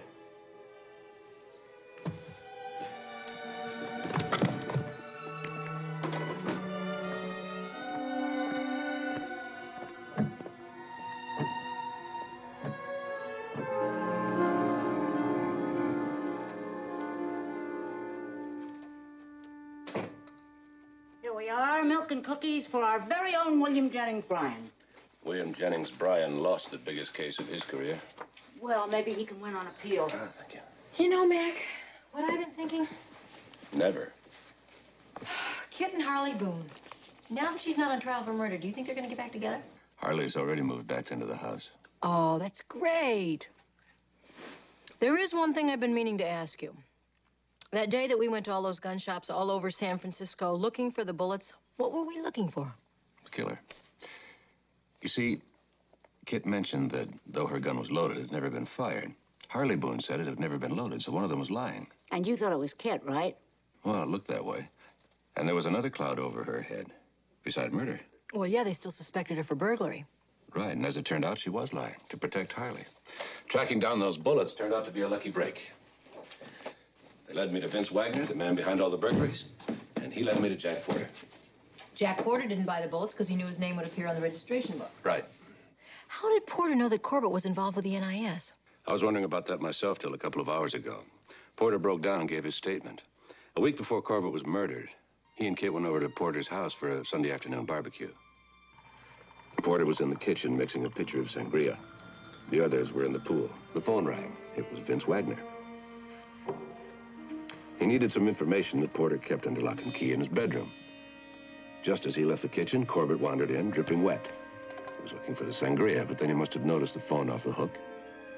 He probably started to hang it up, then couldn't help overhearing some of the conversation. What he overheard must have convinced him that Jack Porter was his man.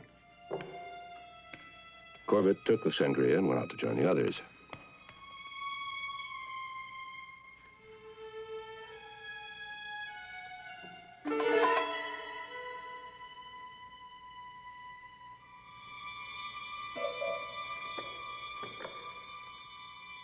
When Porter came back in the kitchen, he spotted the tracks, figured out what had happened, realized that Corbett, the new supply officer, was something else. And that something else was the NIS. And that's why he was murdered. Exactly. You know, Kit Boone and Don Corbett. I know it started out because he wanted to keep an eye on Kit, but I think it was turning into something else, especially on Don's part. You have the unfailing ability to turn everything into a soap opera. I think he was falling for it, too. Are you still here, Mildred? Well, yeah, I haven't finished your milk and cookies yet. Why don't you finish them downstairs? What about you guys? Sally and I are going to spend a little time doing what most married couples do. Oh, we gonna watch television? Say goodnight, Mildred.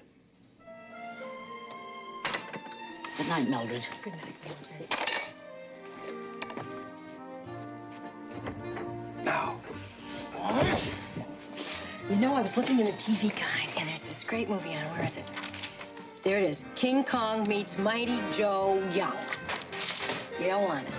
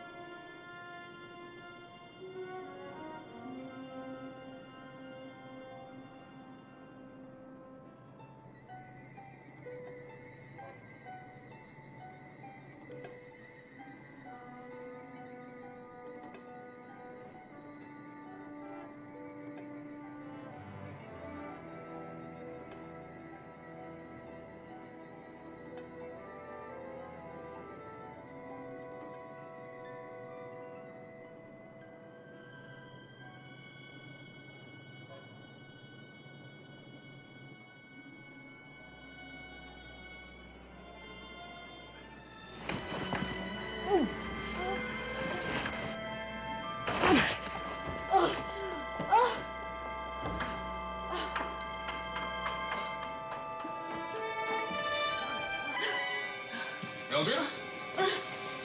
What's the matter? Wow, what is it?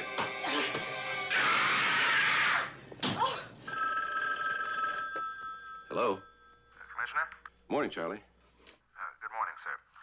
Look, I'm sorry to bother you this early, But I thought you should know. What? Last night, sir, Mildred was attacked. What? Is she all right? Yes, sir. She's just a little frightened, that's all. The guy got in through the fire escape. You think it was an attempt to intimidate the jury? Well, Mildred thinks it was an attempt to rape. But, frankly, sir, I think that's debatable. In any case, Judge Freeman has ordered the entire jury to be moved to the new Stanhope Hotel for the remainder of the trial. That's a good idea. Well, I think so, sir. All the windows in that place are sealed. It can be guarded like a vault. Hey, here they come. Hey, Luke, how do you feel? Confident. Will you appeal it if it goes against you? It's not going to. When are you going to join the team, Luke? As soon as I can. What about your wife? What about it? Well, are you contemplating a divorce? No comment. I will be glad to meet with you when the trial is over.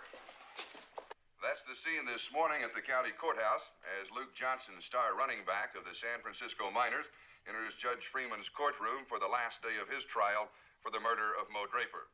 His attorney, Leon Silver, when questioned by reporters, continued to display public confidence that his client would be acquitted. On the local scene, a citizens group is gearing up for the fight against the resumption of offshore drilling. Spokesperson Vilma Rosinski vows Mac? their case. What? I'm out of milk. Well, I'm out of socks. No, you're not. They're in the lower left-hand drawer right next to my nightgowns.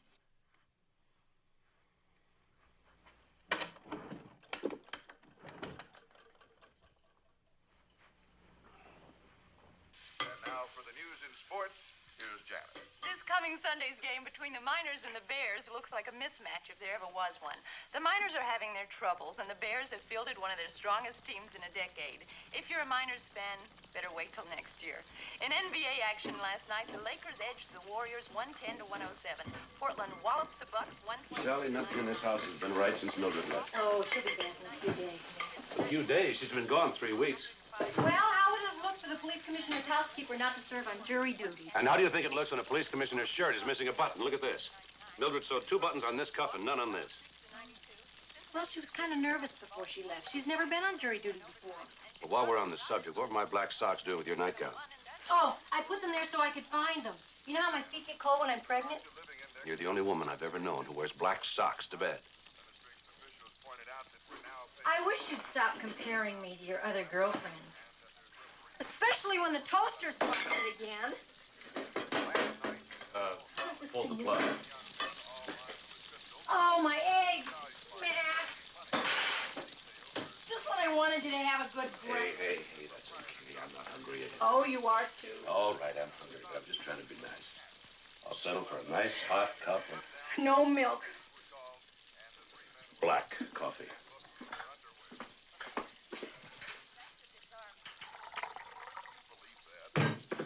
Sally! Don't yell. I'm a pregnant person.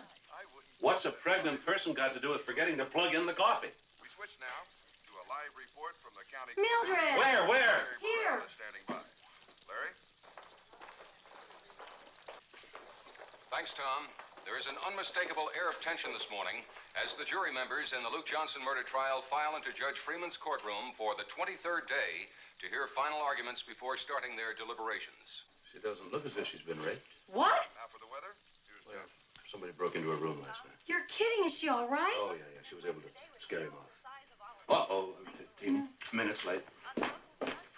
Windy temperatures in the high 60s to low 70s with a low pressure system promising the definite possibility of rain in the Bay Area. And that's it. Have a good day. I'll see you tonight on the 6 o'clock news. Ladies and gentlemen, you have sat very patiently day after day listening to Mr. Silver trying to becloud the basic issue of this case. Now, he's continually raised the specter of reasonable doubt, stating that the case against his client is purely one of circumstantial evidence. All right, let's take a look at some simple, provable facts.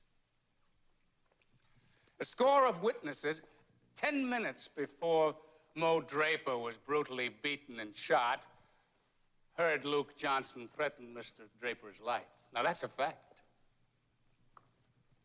A few minutes after that, Mo Draper left the party they were attending and was followed outside by Luke Johnson, and that's a fact.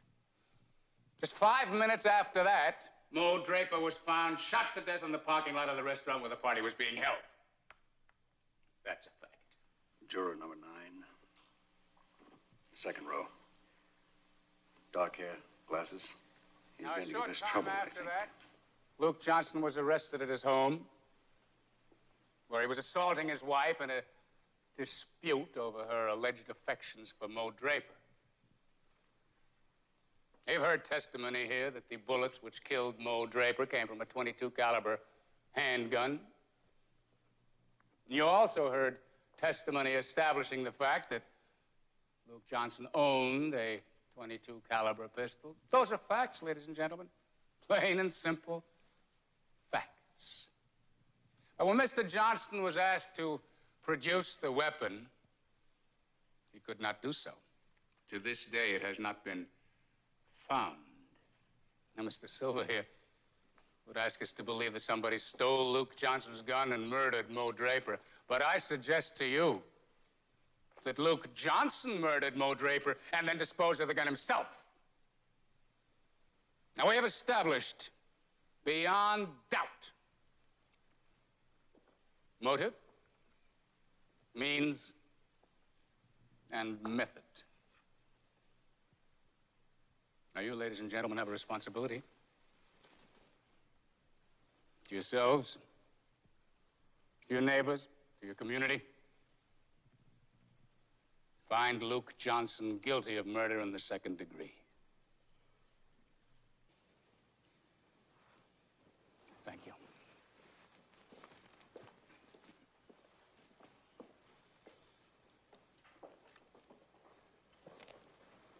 Pompous ass. Now, Your Honor, if it please the court, it's very nearly lunchtime, and I, for one, would like to digest the district attorney's remarks before starting on my own. Very well. Court is recessed until 2 o'clock.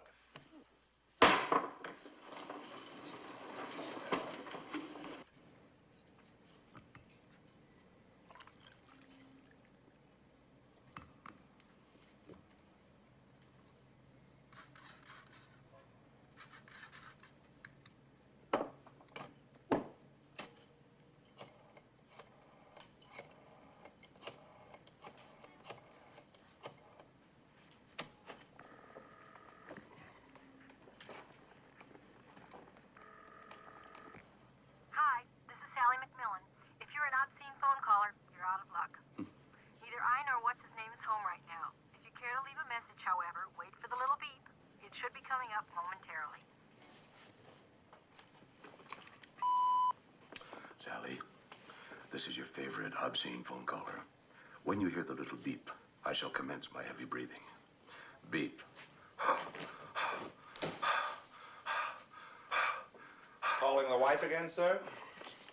Don't you ever knock? Sorry. But you did say you wanted to see the police report on the break into Mildred's room last night? Nothing was stolen, sir, so apparently it wasn't robbery. Did you get a look at him? No, sir. Now, the man started to smother her, and then he stopped suddenly, ran back out onto the fire escape. Sounds like a setup to me. An attempt to scare the jury and cause a mistrial. Mm-hmm. Well, their new quarters are break-in proof, sir. They're on the 7th floor, and there's no way in or out of any of the rooms without passing the guard stations. Good. Sir? Are you aware that you have on 2 different colored socks? Well, with Mildred on the jury for the last 3 weeks, I can take solace in the fact that I can find any socks at all. You know, sir, I solved that problem years ago. Oh? Well, I threw out my bureau and I replaced it with a filing cabinet. I don't think a filing cabinet would go with Sally's bedroom decor. Oh. Well, it may not be aesthetic, sir, but it's very efficient. You see, I file my socks under S, and my T-shirts under T, and my shorts under B, and my tie... B? Boxers, sir. Oh. Well, I find them infinitely preferable to the other type. It's all a matter of taste, sir. Well, if you have to sit all day, you know. Hello? Hi, Matt. Listen, I just got home from shopping and I turned on the dishwasher and it's busted again. That repairman was terrible. Do you know he charged me $16 for that thing? Mildred will fix it. She can't fix it. Oh, that's right. She's not there. Matt, what am I gonna do? It's smoking all over the place. Every single dish in the house is in it and I can't get the thing open. I think we're gonna have to go out to dinner again tonight. Again? We've been out every night this week. Well, we've gotta eat. Well, I'll stop and pick up some fried chicken or something. And meanwhile, unplug the dishwasher. Oh, that's a good idea. And then listen, I think after that I'll go upstairs and have a good cry. Good idea. I'll see you later. Okay, bye. And at any point in your deliberations, should you need to refresh yourselves on any of the evidence or the testimony, simply let the bailiff know, and he will make the transcripts available to you. The bailiff will now escort you to the jury room.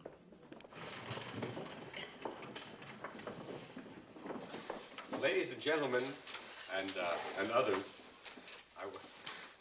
so a Milton Berle I'm not. However, We got to have a jury foreman, so I nominate myself. I second the nomination, Mr. Pearl. Thank you, Mildred. I'm honored. All those in favor? Aye. Aye. All those opposed? So be it. So let's debate. Mr. Pearl, I think before you begin, we might poll the members and see if there's anything to debate. You know, she's right. That's a fine idea, Miss Jerome. And since I'm foreman, I may as well go on record as being for acquittal. I don't think that the district attorney proved his case. Mrs. Farmer? Well, if you ask me, he's innocent of all charges. Mr. Davis? I gotta vote innocent, at least for now. Mrs. Potts? I just don't think that young man is a killer. That's all. Not guilty. Mr. Franks? I vote not guilty. Mrs. Burke? Not guilty. Mr. Lopez?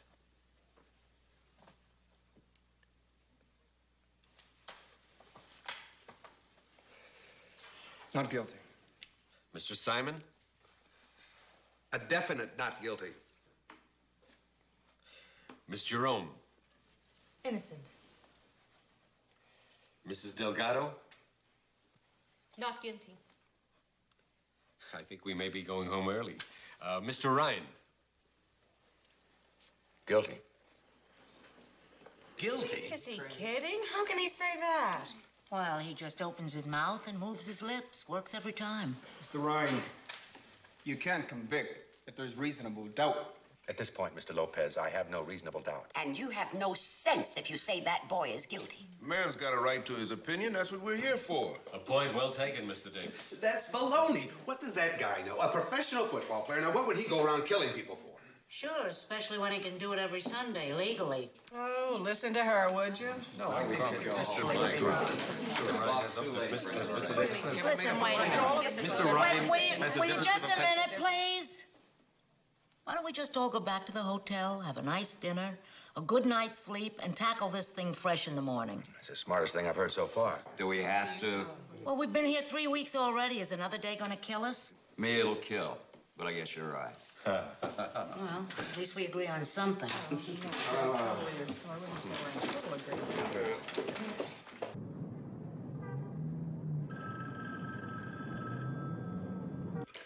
Hello. Okay, thanks. Mike? Yeah? Coming up.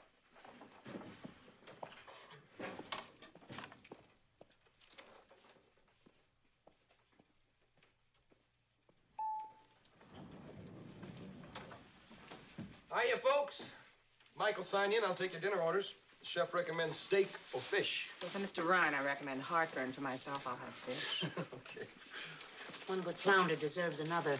I'll have the steak, salad with French dressing, iced tea, hold the mayo. Bad day, huh? Listen, we sat 6 hours in the jury box, another hour in the jury room, and I look forward to sitting in my room having my dinner. Without TV or radio or telephone, maybe I can break up the monotony by going to bed. Maybe I'll get attacked again. Oh, no way, Mildred. Not in this place. Yeah, thanks. Hello, Mr. Pearl. How are you? I would like the fish, but it shouldn't be too dry, huh? Okay. And I would like a nice salad. Salad, sure. Yes, thank you. Hello, Miss Jerome. Hi, Jerry. How's the book? Terrific.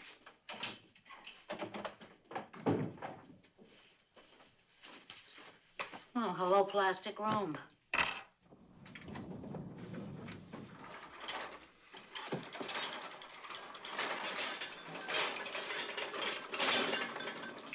Okay.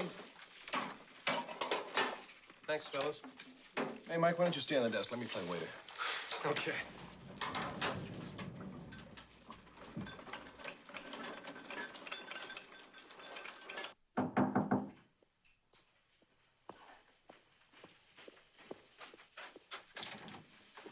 Hi.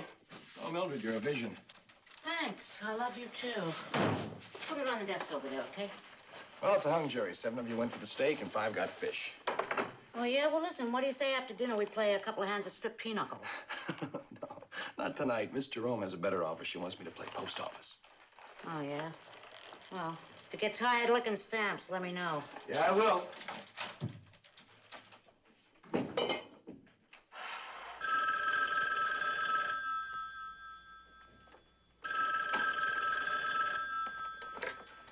Hello? Yes, this is Virginia Ryan. Yes, ma'am.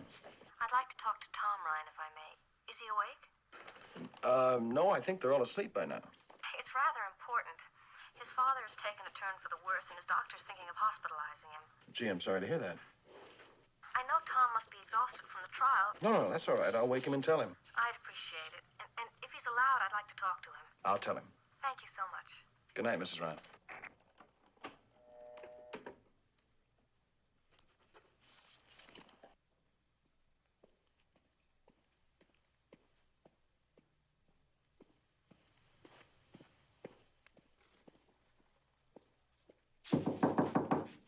Mr. Ryan? Mr. Ryan, open up.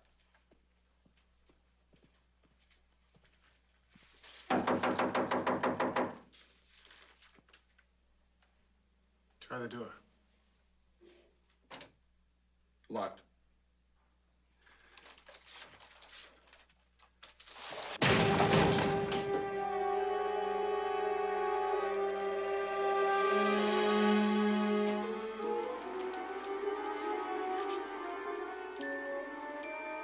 He's dead.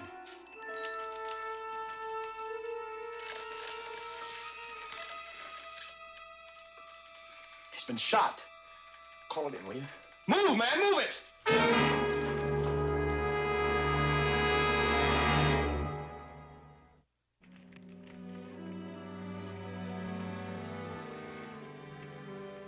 Mac, when Mildred gets back and before we have the baby, let's take the weekend off. Where to? I was thinking Las Vegas might be kind of fun. You always lose the food money at blackjack. I know, but you always win it back at the crack table. I'd rather go to a nice deserted beach somewhere How about Hawaii? for the weekend. Well, we could take the whole week. Amy Switzer was telling me about this place that she went to. She said it was just fabulous. How much? 210 That's not bad. a day. That's bad. Do you feel like getting that? Not a lot. I don't either, and you're closer. Okay.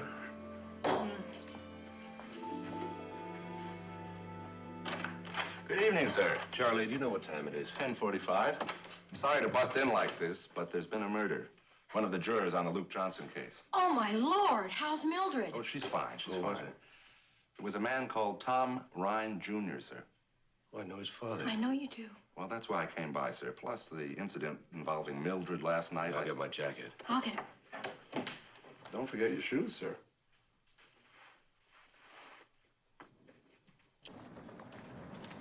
I don't know why you insisted on coming here with us. Mac, Mildred must be petrified. She's gonna need me. For what? To hang around the lobby? Well, I won't get in the way upstairs, I promise. You have to stay down here. It's still an impaneled jury. Oh.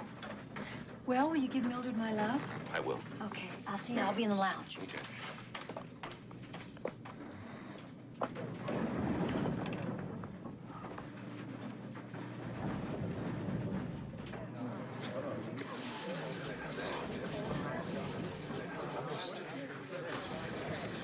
Oh, Commissioner, I'm glad to see you.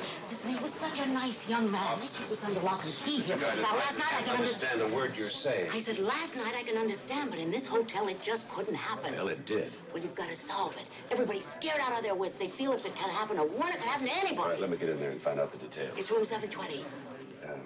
Oh, yeah.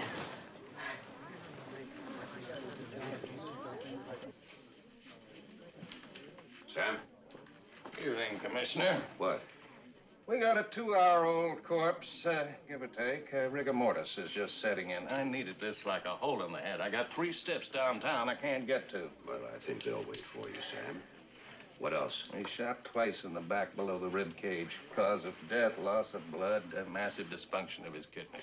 If he died 2 hours ago, how come the blood's still wet? That's lividity. As the blood settles to the lowest point in the body, it continues to seep out. All right. I want a complete report on my desk in the morning. Oh, Commissioner, give me a break. I just did. I'm not asking for it tonight. It is very curious, sir. What? Well, the way this place is set up, no one could have gone in or come out of this room without being seen by those two guards. And the door was locked from the inside. What about the windows? 2 sealed panes of glass. There's not a window in this entire hotel that opens. The room has been searched, hasn't it? Yes, sir. It's been searched. The closets, the john. There's no sign of a weapon anywhere. You did talk to the guards? Yeah, I got their statements a couple of minutes ago. I have a couple of questions I'd like to ask them. Officer, can I see you for a moment? Which one of you found the body? Well, actually, sir, we both found him. I broke the door in, and Mike here phoned the police. What were you doing in his room in the first place? A phone call came in at 10:30, and when I took the message in, we found him. It was a call from Mr. Ryan's stepmother. Could I hear the tape? Yeah, sure. The calls are automatically recorded when they come in, and then I transfer them into the book according to what time they came and who called. Hello. Yes, this is Virginia Ryan. Yes, ma'am. I'd like to talk to Tom Ryan, if I may. Is he awake? No, I think they're all asleep by now. Well, it's rather important. His father has taken a turn for the worse, and his doctor's thinking of hospitalizing him. Gee, I'm sorry to hear that. I know Tom must be exhausted from the trial. No, that's all right. I'll wake him and tell him. I'd appreciate it. And if he's allowed, I'd like to talk to him. I'll tell him. Thank you so much. Good night, Mrs. Ryan. As you know, Commissioner, we record all calls coming in so as to avoid any possibility of pressure or threats to the jury members. Well, it didn't work very well, did it? No, I guess not, sir. Is there any possibility of gaining access to the room without being spotted? I don't see how, Commissioner. Jerry here was in Miss Jerome's room from about 7:45 to 8:15 or so, but I was on the desk the whole time. Miss Jerome, who's... Miss Jerome is a jury member who's also a freelance writer. She's writing a book about the trial, and she wanted to interview me. I'll bet. Commissioner, I feel terrible about this. It probably wouldn't have happened if I hadn't left my desk. I doubt if it would have made any difference. You say you never left the desk? No, sir. Mr. Mordani, the house detective, can vouch for that. He was up here shooting the breeze till past 9 o'clock. Okay, well, I may want to talk to you boys again. Anytime, Commissioner. Commissioner, this is Mr. Pearl, our jury foreman. Terrible thing, Commissioner D. And this is Mr. Mordanti, the house dick. It's a pleasure to meet you, Commissioner. I'm Director of Internal Security here at the hotel.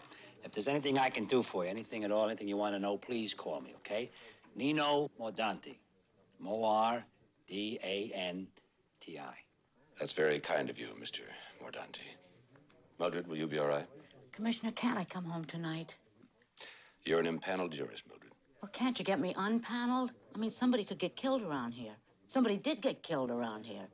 A terrible thing. I'm sorry, Mildred, but until the judge decides the disposition of the case, you'll all have to stay here under guard.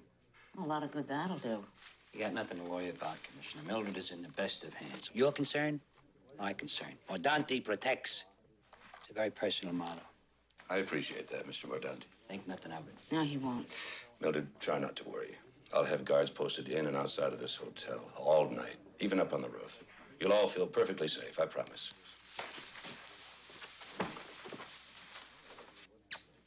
Thank you.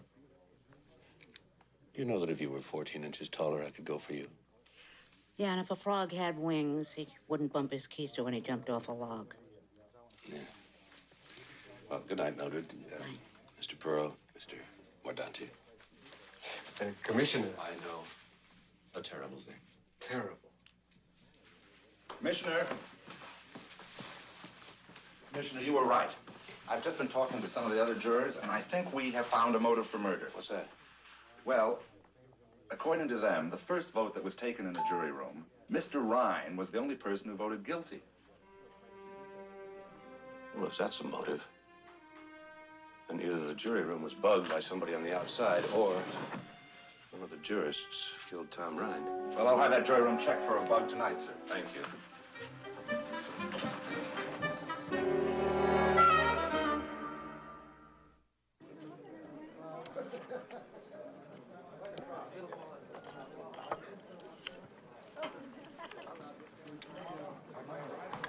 Excuse me.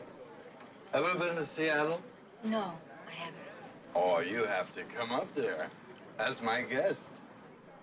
You've heard of our needle What needle? from a fair. Oh, that needle, yes. So, We're all down here for this sales convention. But I gotta be honest, the other guys may be having a blast, but me, well, it's tough to have a good time when you're feeling as lonely as I feel. You don't know what I mean? Yes, I know what you mean. I knew you would. I sensed that from you right off. I feel as if I somehow know you. Do you share that feeling? Definitely. It's as though, well, it's as though I know exactly what you're going to say, even before you say it. I've never done this before. But would you like to see my suit? Well, I can see your suit. It's very nice. Oh, not this suit. My suit of rooms on the 6th floor. That's sweet. Thank you. You're sweet, too. Excuse me, miss, but, is this gentleman your husband? No, he's just an acquaintance. Well, I'm operating on a very tight schedule. Now, are you going to spend the night with me in this hotel or not? Hey, wait a minute. Yes, I think I'd like that very much. Well, let's go then. We haven't got all night. You're pregnant. You noticed.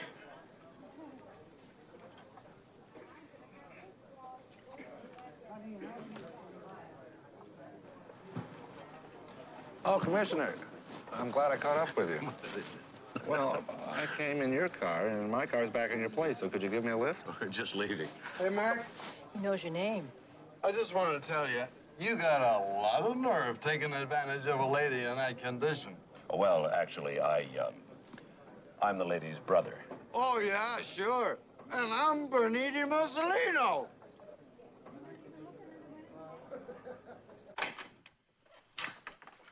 Well, good night, Sergeant. Good night, Mary. Good night. I'll see you in a little while.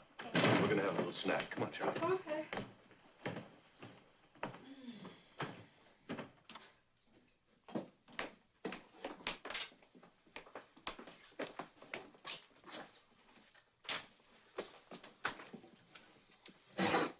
Well, here, why don't you do the eggs? I'll do the onions. I hope, Commissioner, that this isn't too much trouble for you. Not at all.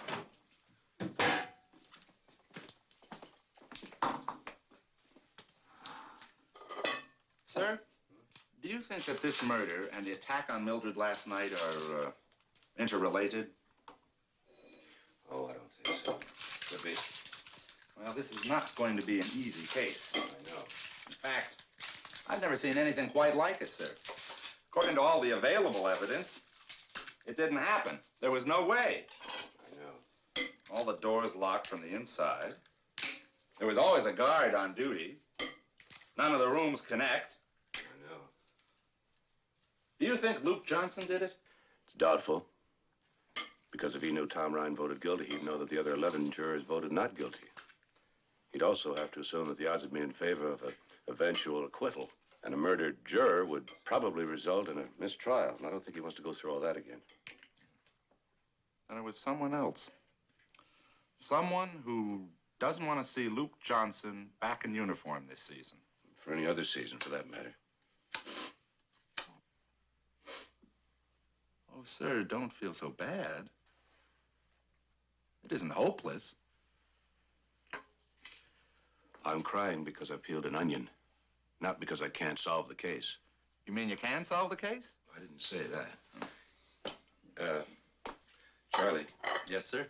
Do you realize you just cracked 14 eggs? I hope you're hungry.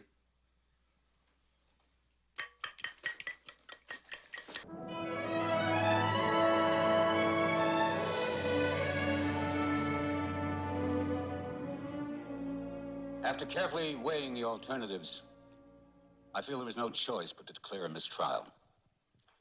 Under the circumstances, it would not make sense to replace the deceased with an alternate. The case has been irrevocably prejudiced due to the implied threat to the entire jury, and I am loath to even set a new date for trial until this tragic murder has been solved. It is the court's hope that Mr. Ryan's murder is solved with dispatch. This kind of threat to our very system of trial by jury will not be tolerated. With deep thanks and heartfelt regrets, the jury is hereby dismissed.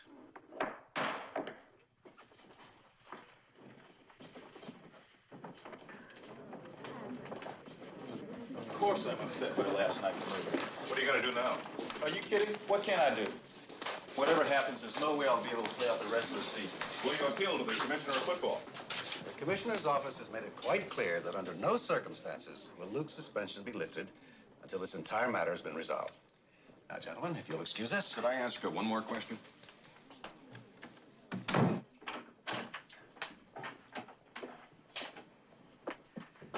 I appreciate this impromptu meeting, Stewart. How have you been? Can't complain, Leon. What can I do for you? Luke? Commissioner, I don't know if you've been following my case. I'm familiar with it, of course. Well, I didn't kill Mo Draper. Well, that's up to the jury to decide.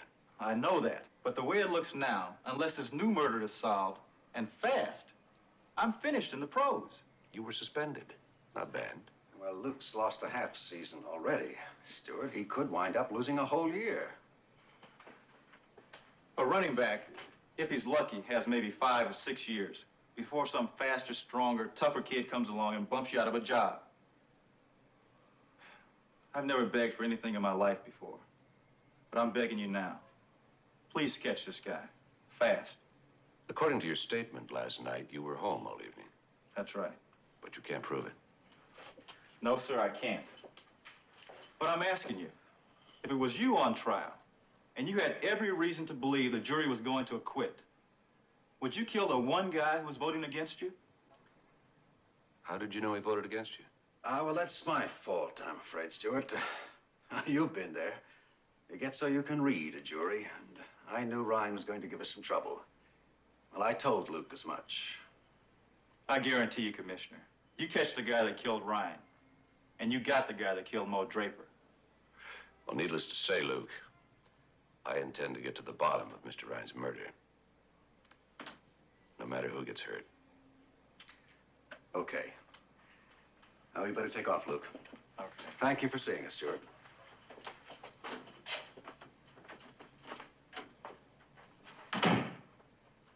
What do you think, Commissioner? I think Leon Silver's one hell of a good attorney. He wants me on their side, so he took the direct route. Well, they sold me. I don't think Luke Johnson is guilty of murder. Which one? Neither one. Lord, we commend unto thy hands the soul of thy faithful servant, Thomas Ryan, Jr. And we pray you will bless him and bestow upon him thy everlasting bounty. Amen.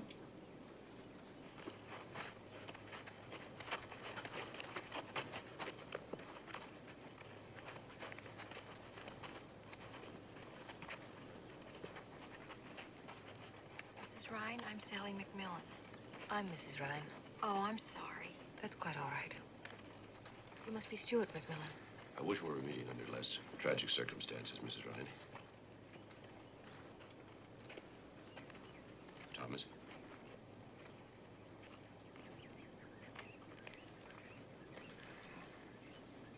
Celia, would you take Mr. Ryan to the car, please? Yes, ma'am. He had a series of debilitating strokes since you last saw him. I didn't know that. With Thomas Jr.'s death, I'm just afraid that he'll lose his will to live. I know this must be a difficult time for you, Mrs. Ryan. It is. We're all going to miss Thomas Jr. terribly. Oh, he was such a fine, strong man. He had such high ideals. Just like his father. So ironic that those ideals were what killed him. We tried to talk him out of going on jury duty. It certainly would have been easy enough to arrange. He said no. He felt he had a responsibility to go through with it. Sometimes it seems to me the whole world must be going crazy. Oh, I'm sorry. Oh.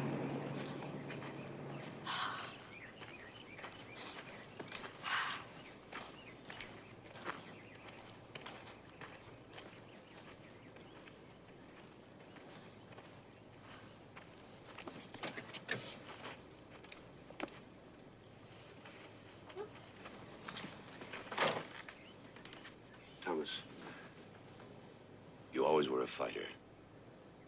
Don't let this beat you. Be strong.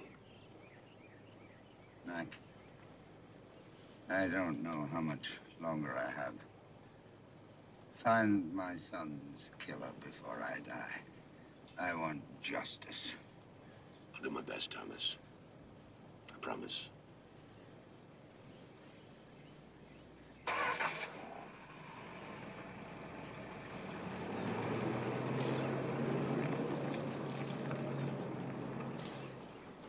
What are you thinking about, Mac? Last time I saw Tom Ryan Sr. He was a big man then, full of energy. Started with nothing, amassed a fortune in the private aircraft business. I lost track of him for a while. A couple years ago, he called me and told me he remarried. Said he had everything. Wife who loved him. Son taking over more and more of the business, successfully. Looking forward to the future with such enthusiasm. And now this. You know, Virginia Ryan seems to be an admirable woman, doesn't she? Will you take care of me when I'm old and gray? I don't know. You're not as rich as Tom Ryan Sr. On the other hand, Miss Cynical. Ms. Cynical. On the other hand, I didn't make you sign a binding premarital agreement cutting you out of the family fortune. Tom Ryan did? Virginia married him because she loved him. Well, that's why I married you. Go on, you married me for my money. You didn't have a nickel in savings when I married you. We still don't have a nickel in savings. Yes, but look how much higher our standard of living is.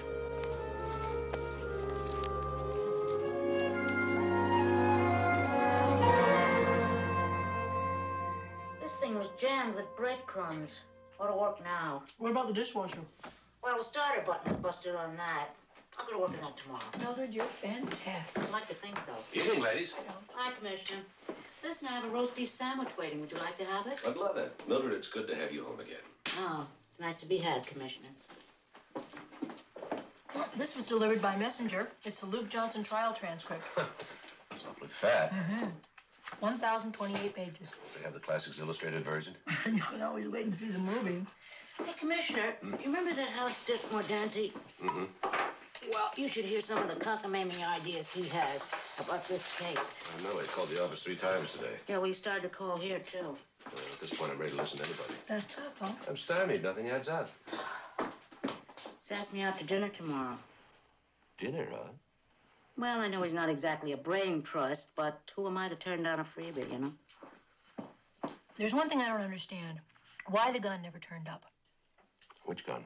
I'm talking about the gun that killed Mo Draper. Now, the DA claimed that it was owned by Luke Johnson, but it never showed up. Boy, if I was the murderer, the first thing I'd do is ditch the weapon. I know, but it says here that between the time that Luke Johnson allegedly killed Mo Draper and the time that he was arrested, only 20 minutes elapsed. Well, that's plenty of time to hide one teeny-weeny little gun. Yeah, but the police searched a 5-square-mile area around the Johnson house, and they couldn't find a thing. Well, maybe Luke's gun was stolen before the murder by somebody who wanted to frame him. Which is exactly the case that Luke's attorney's trying to make. Oh, this cream soda. Mildred, you know I don't like cream soda. Well, there was a wonderful sale at the supermarket, and I couldn't resist it. I bought 2 cases. There are 4 down in the garage now from the last sale you couldn't resist. Boy, home 2 days and already the honeymoon is over. And the bread isn't even brown yet. Better to pop up prematurely than not at all, right, Commissioner? Mac, what about Andrew Brill? President of the football team? Mm-hmm. You know, Luke Johnson's been playing for the Miners for 3 years, and for 3 years he has feuded with Andrew Brill about money. Everybody knows he's going to play out his option this year and the next year sign with another team. I didn't know that. Mildred, it's right here in the trial transcript. You were there, remember? Oh, yeah. I was just testing you to see if you'd read it carefully. Anyway, from what I know about Andrew Brill, he would destroy one of his players before he let him go to another team. Yeah, that ought to do it. Mildred, are you all right? I think I did something wrong.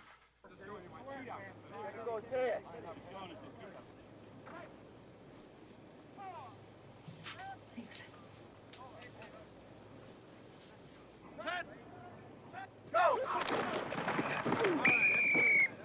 Gentlemen, a little more spirit, please. I know it's only practice, but Big Brother's watching. Football players are a subhuman species, Commissioner. Big, dumb, money-hungry, and violent. And now for the bad news. It's like running a zoo. You have to keep them on a short leash and let them know who's boss. Otherwise, they'll bite your arm off at the elbow. As far as I'm concerned, they're meat. Well, if that's so, Mr. Brill, you've got a lot of filet mignon down there. Sally, may I call you Sally? Please. You're delightful. Commissioner, I may not care for football players, but I have an abiding love and respect for women. If you dislike the players so much, why do you stay in the business? Because I love the money and the power. Not to mention the notoriety. Oh, that too. I've been accused of being arbitrary, tyrannical, cheapest man with a buck in pro football. I feuded with everyone at one time or another. Well, you must have done something right. The directors would have ousted you long ago. That gutless bunch are the least of my problems. I own 40% of the stock in the miners. The rest of them own 60, but they've never been able to stop fighting among themselves long enough to get rid of me. Well, before they do, you'll have to invite us over to watch a game from your box. It's the most perfect view in the stadium. You're welcome. Any and every Sunday, Sally, with or without your husband. I'm going down to the field. I'd like to talk to one of your running backs, Carter Lewis. Do you mind? Oh. Only if you leave your wife with me as a captive. Who is captive of whom remains to be seen. Mr. Brill. Call me Andy. Andy. I have been following football from grade school through high school and college. I've been a fan of the Miners for I don't know how many years, and I know the stats on every single player down there on the field. That's more than I can say for the coaching staff.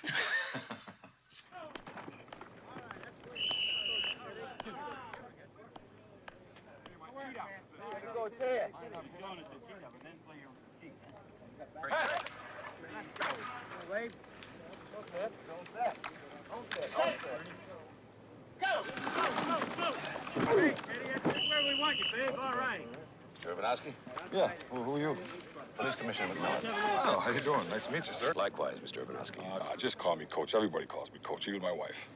Well, Coach, I wonder if I could talk to one of your players for a minute or two. Carter Lewis. Sure thing. Hey, Lewis, come here a minute. You ever play football, Commissioner? Oh, saw him in college. Tight end, right? How'd you guess? Well, you're really not big enough for defense, but it looks like you got good speed. Had speed. Ain't it the truth? Carter, this is Commissioner of Police McMillan. He wants to talk to you. Nice meeting you. Thank you. What's a big shot dude like you want to talk to me for? It's about Luke Johnson. Oh, yeah. I need some information.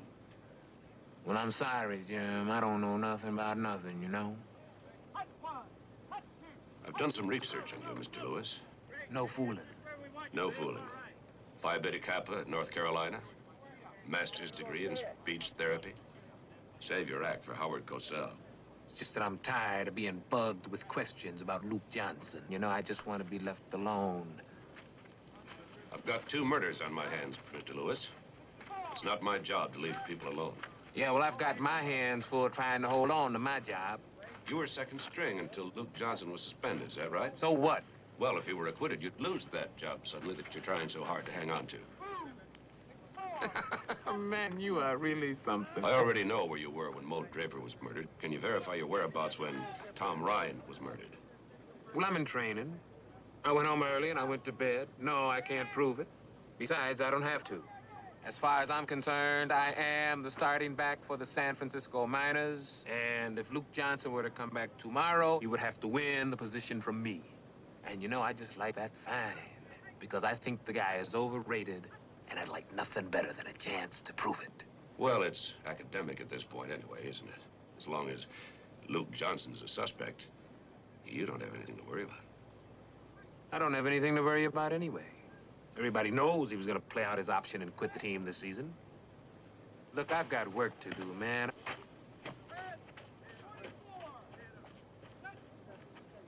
You've got a pretty tough reputation, don't you, Andy? True. But I like to think I'm also a fair man. Except when it comes to contracts, right? Well, I found that my judgment of what's fair often conflicts with those who work for me. But football is a business.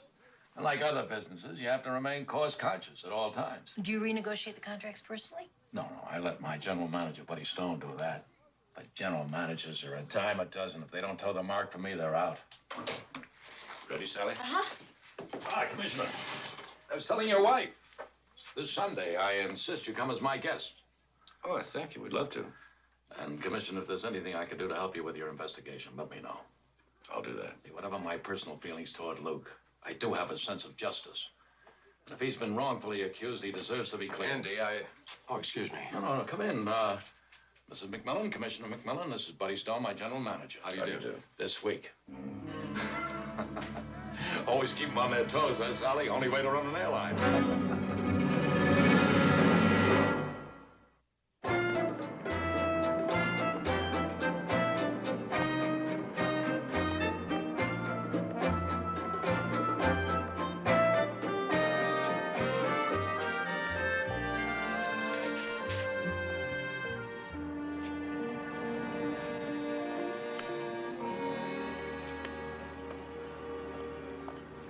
Hi.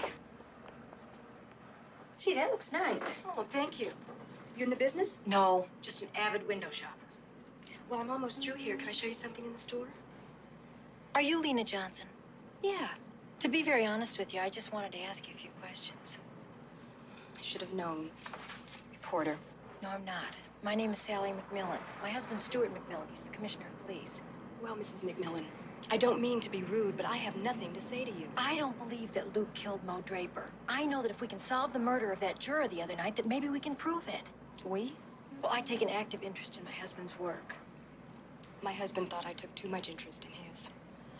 Can you think of anyone that would go so far as to kill a juror in order to keep Luke from playing out this season with the team? There's only one man I know crazy enough to go that far. Andrew Brill. How did I know that you were going to say that? He and Luke have feuded over money ever since Luke was drafted by the minors. He even refused to renegotiate Luke's contract. I don't work here because I like to. I do it because I have to. Luke never renegotiated his contract? No. And when Luke told Brill that he was going to play out his option and quit the team, Brill threatened to ruin Luke. Oh, we didn't think anything about it, though, because we knew Luke could go to any team he wanted to. Well, naturally. Then Mo was killed, and, well, you know the rest. Have you talked to your husband since the trial began? No. I think he still believes I was having an affair with Mo. No, I wasn't. But Luke always thought I was having an affair with someone. When he was on the road, he'd call me, and if I wasn't home, he'd go crazy. But if I was home, he'd accuse me of having someone there. Damned if I did, and damned if I didn't. Even if this thing with Mo hadn't happened, I don't think we could have stayed together. Lena, I appreciate your having talked to me. I know everything's going to work out. I hope so, Mrs. Bye-bye.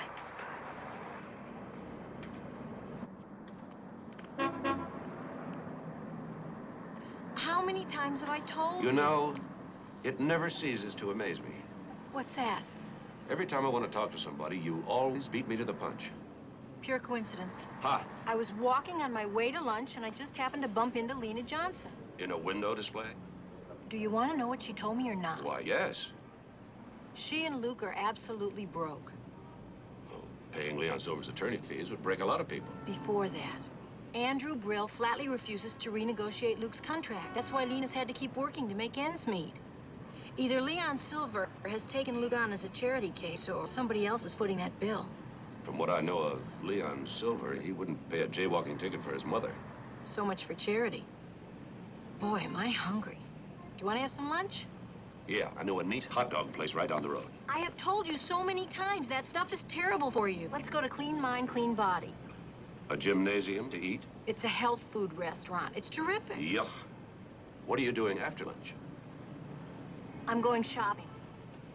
Sally? I really am. Before talking with Leon Silver or after? You're amazing. You read my mind. 2 veggie burgers, a side of slaw, and ice-cold carrot juice. Mind boggles. I don't know why you were... I don't know how you can keep drinking carrot juice. I mean... Hey, mister, watch your step, huh? Hey, wait a minute. Do you mind if I ask you a question? Hey, Joey, you mind if he asks me a question? No, go ahead. How do you install one of these windows? Is it difficult? Not if you know what you're doing, no. Put the window in the frame using his suction gizmo.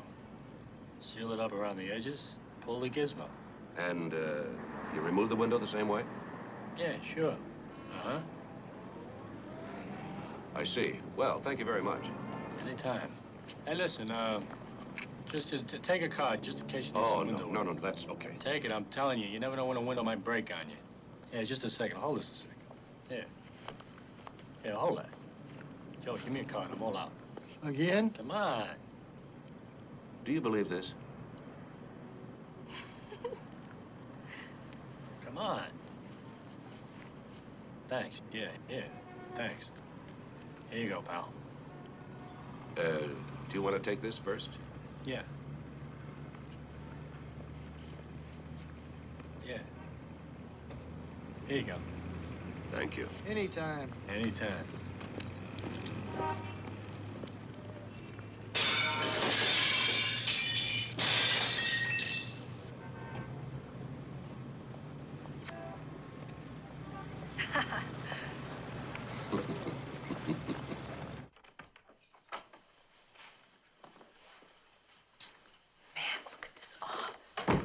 This is only the outer office. Oh, it's gorgeous. Why are we whispering? Well, it's so dignified. It's like a museum. I always whisper in museums. May I help you? Yes, we'd like to see Mr. Silver. Do you have an appointment? No, but would you tell him Stuart McMillan, Commissioner of Police, would like a few moments of his time? Oh, Commissioner, excuse me. I didn't recognize you. I'll just tell him you're here. Thank you. Should she have recognized you? Your Honor, I swear I've never seen that woman before in my life. You'll see now. Mac, come on in. It's good to see you. It's nice to know that everybody around here isn't a whisperer. Well, I'm the whisperee. I don't believe you've met my wife. Well, no, I'm afraid I've never had that pleasure before. Sally, this is Leon Silver. How do you do? How do you do? Please sit down. Thank you. Well, Mac, I'm honored. I think in all the years we've known each other, this is the first time I've ever had the pleasure of a visit from you. That's right. What do you think?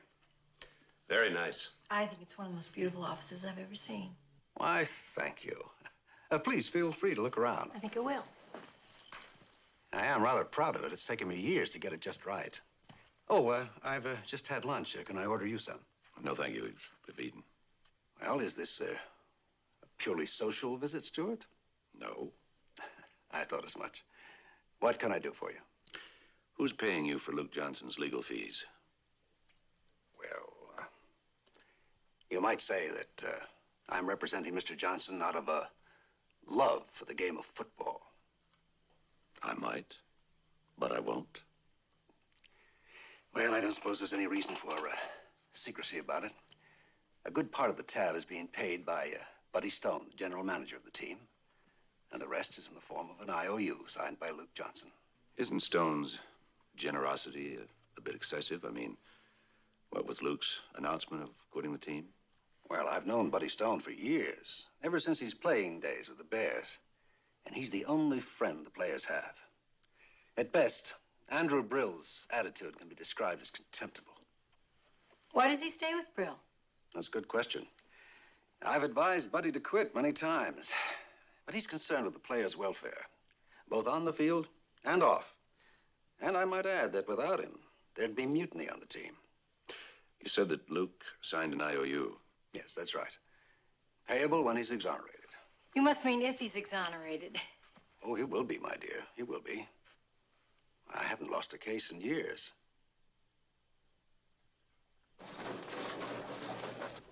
Hello, sir. Mrs. McMillan? Hi, Sergeant. Did you find the information? Yes, sir.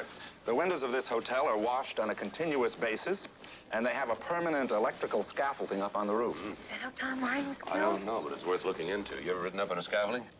No, sir. Well, there's always the first time. Did you bring your dusting kit? Yes, sir. One of the lab men lent it to me. Good. Then let's go up on the roof. I'm getting kind of hungry. I think I'll wait for you guys in the coffee shop. You just had lunch. What can I tell you? See you later. I wish I could eat like that. Commissioner. Commissioner, I've been calling you for days. No kidding. Yes, no, I'm not kidding. I keep getting your secretary, your Mildred. Well, the office has been pretty hectic. Yeah, that's all right. I know how busy you must be, except that I Well, I think I've cracked your case for you. You have? Yes, I have. Uh-huh. Well, why don't you ride up to the roof with us and you can tell us about it? All right.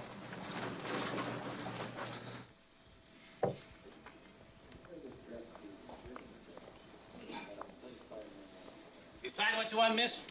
Yep. Swiss cheese, lettuce, and tomato, rye down, and hold the mayo. I got you. Hey, can you remember the night of the murder? Does a duck have feathers? I was on the night shift. I am the guy that prepared all those dinners for the jurors. I tell you, it was a miserable night all around. Yeah, Chester died that night. What a shame. Who was Chester? My dog, a terrier. Oh, gee, I'm sorry. Well, what can you do?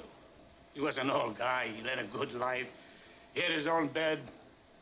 A girlfriend next door had died soon. I should be so lucky. You must have loved him very much. Yeah. How'd he die? The vet said poison. He probably got into the neighbor's gopher traps. You know what you've got to do? Go right down to the pound and get yourself another little puppy. I've been thinking about it, but I don't know. You just don't replace a loved one in a minute. You know what I mean? It's really quite obvious once you break the case down into its componencies. Componencies? Right. Now follow this, Commissioner. Someone in the kitchen, right? Okay. Okay, now this alleged someone hides a gun on one of the dinner carts, and it's sent up to the 9th floor along with the rest of the jurors' dinner orders. In the meantime, the maid has been hiding in Tom Ryan's room all day. Are you with me? Avidly. All right. Now, the dinner tray is delivered to the victim's room. The maid takes the gun off the tray, shoots the juror in the back twice, puts the gun back on the tray. The tray is removed, sent back to the kitchen, where an accomplice gets rid of the gun. You find out who was the maid that day, and you've got yourself a killer. What do you think? Mr. Mordanti, I can see where you've given this case a lot of thought. Well, Commissioner, after all, this is my hotel. I therefore feel, you know, a special responsibility to help you solve this caper, you know. I appreciate your concern, Mr. Mordanti, and frankly, I had considered your solution, but I rejected it. Why? Why? Well, if it had been the maid, one of the guards would have noticed her leaving the room at some point after the murder. But I like the way your mind works, Mr. Mordanti. Keep it up. I will, Commissioner, and we'll catch the culprit. You bet we will. Listen, why are you up here? I'm gonna check a window for fingerprints. From the outside? Someone might have removed the window, fired the shots, then replaced it. It's brilliant. Why, thank you. And now, if you'll excuse us. Yeah, sure, Commissioner. I'll stay here and I'll keep an eye out for you.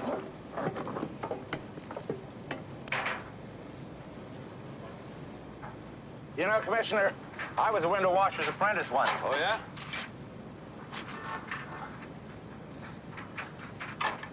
What's the matter? I thought you said you were a window washer's apprentice once. Just once, sir. I can't stand the height. Well, if it makes you dizzy, don't look down. Yes, sir. You ready? Ready.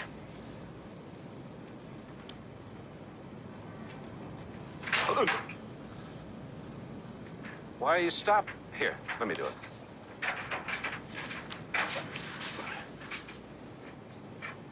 Are you ready?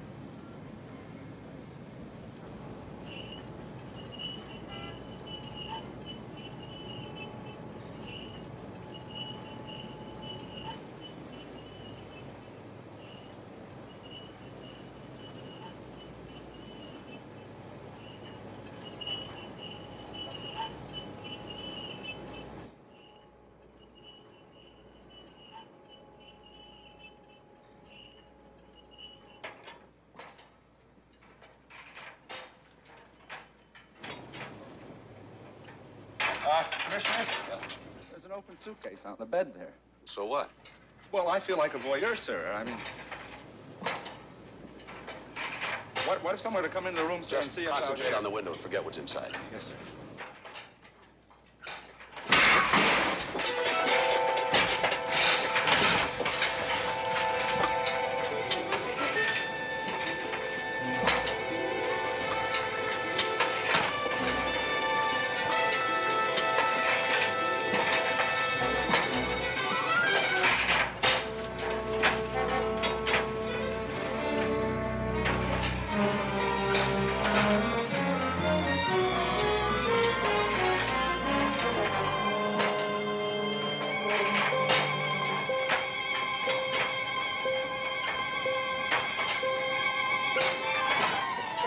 Give me the gun.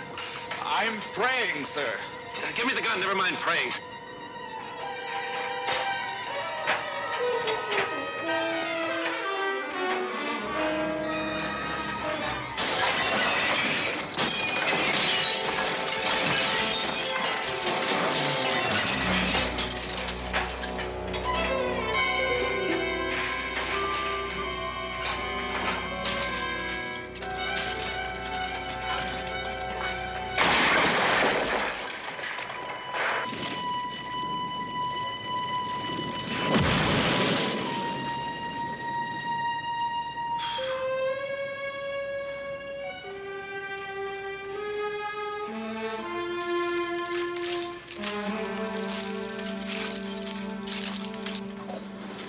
Commissioner, I have never prayed so hard for anything in my life. You should reaffirm your faith.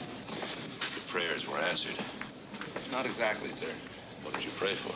Wings. Commissioner, are you all right?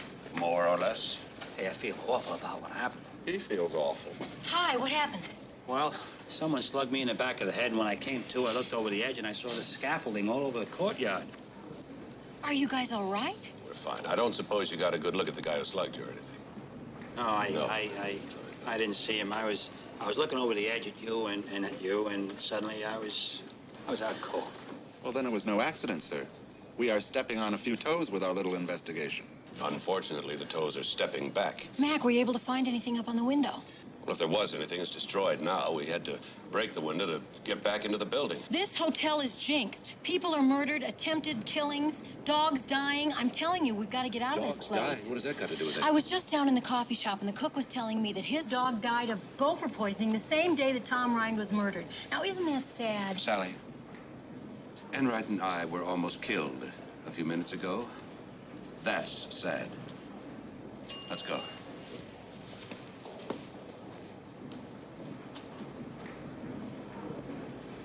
What kind of a dog was it?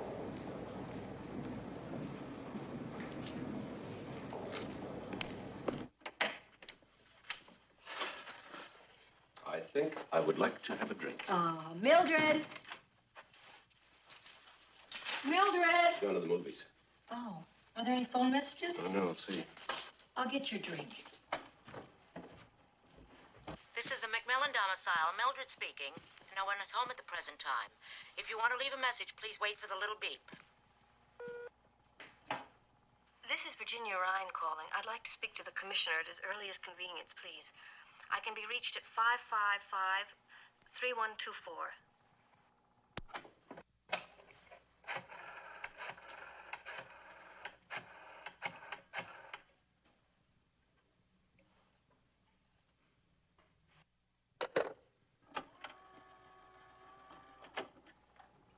This is Virginia Ryan calling. I'd like to speak to the...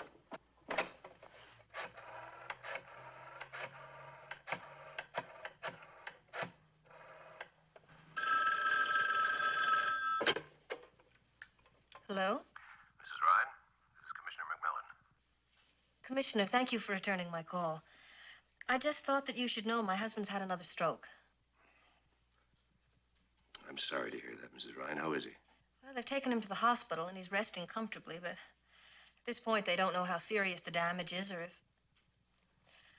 Commissioner, I was just thinking that if I could bring him some kind of positive news about your investigation, I think it would help. Well, I don't want to get your hopes up too high, Mrs. Ryan, but I think we're getting close. Oh, that is good news. Mrs. Ryan, I know this isn't the time, but I'd like to ask you a question, if I may. On the night of the murder, when you called the hotel to talk to your stepson, Who answered the telephone? I don't know. I suppose it was one of the guards. Can you remember how you introduced yourself? I think I said, hello, this is Virginia Rhine. Or I might have said Mrs. Rhine. And then I asked the guard if he would relay a message to Tom Rhine. You're sure that's how you said it? A message to Tom Rhine? Yes, I'm sure. All right. We'll keep in close touch, Mrs. Rhine. And when you see Tom Sr., give him our love. Yes, I will. And, Commissioner, thank you for everything. Goodbye. Goodbye, Mrs. Rhine. What was that all about? What happened to Tom Sr.? He had another stroke. Oh, God. You know what's funny? What's funny? When I talked to the guard who was on the desk the night of Tom's murder, he said a call came in from Tom's stepmother. What's so funny about that? How did he know Virginia Rhine was Tom's stepmother? She never said what her relationship was.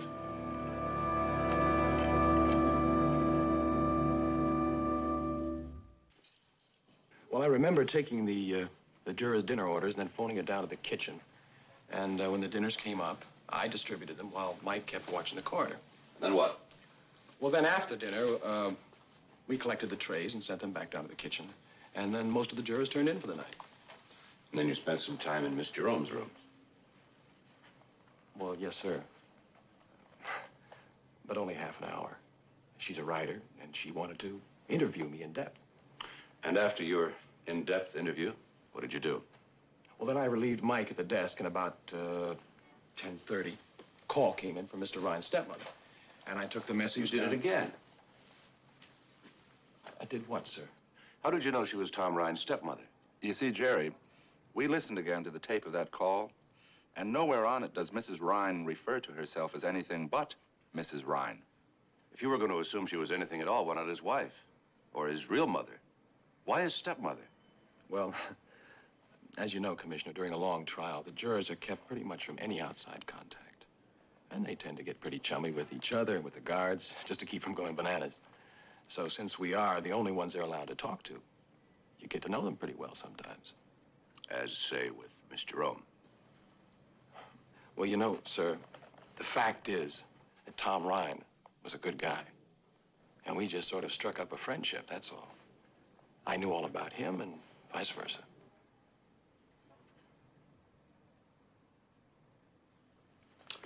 Okay, Jerry, you can go. Thanks for coming in. You bet. Well, sir? Put a tail on him. Yes, sir. Anything else? Mm-hmm. I want Tom Rhine's body exhumed. What for? So the coroner can do an autopsy. But he's already done one. Well, he's going to do another one and keep on doing it until he gets it right.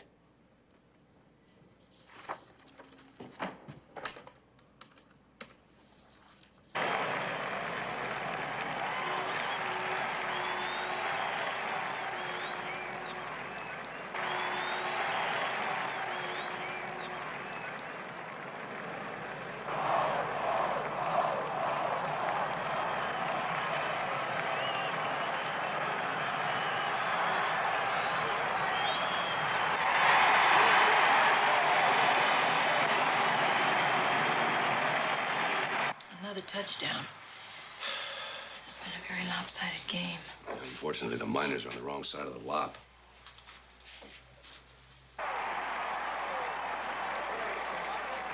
I'm going down to the locker room and shake a few of those clods up. Andy, wait 15 or 20 minutes. Why? So you won't say something that I'll have to apologize for tomorrow. All right. All right.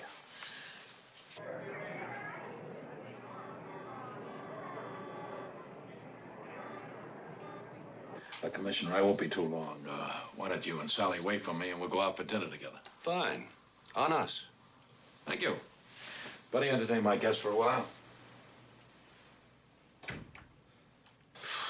What a disaster. Well, every team has an off game. We're having an off season. Dead last in the standings and no relief in sight. Well, there's a silver lining. The team with the worst one-loss record gets the first draft pick. That's true. With some of the best college prospects in years graduating, we have a shot at picking up some terrific talent next year. There you go. Are you going to go for a running back to replace Luke? No, he'll be back next season. And I think we're going to surprise a lot of people. How can you be so sure he'll be back? Because I have to believe the case against him is too weak. Now, the way I read it, there's at least a reasonable doubt. And that's all it takes for acquittal. He said he was going to sign with another team. Well, I suppose I don't have to keep secret the fact that Luke has signed a long-term pact with our team. Now, I think that next year, with all of our troubles behind us, we could go all the way. Isn't his change of heart a little sudden? I mean, he went on record as...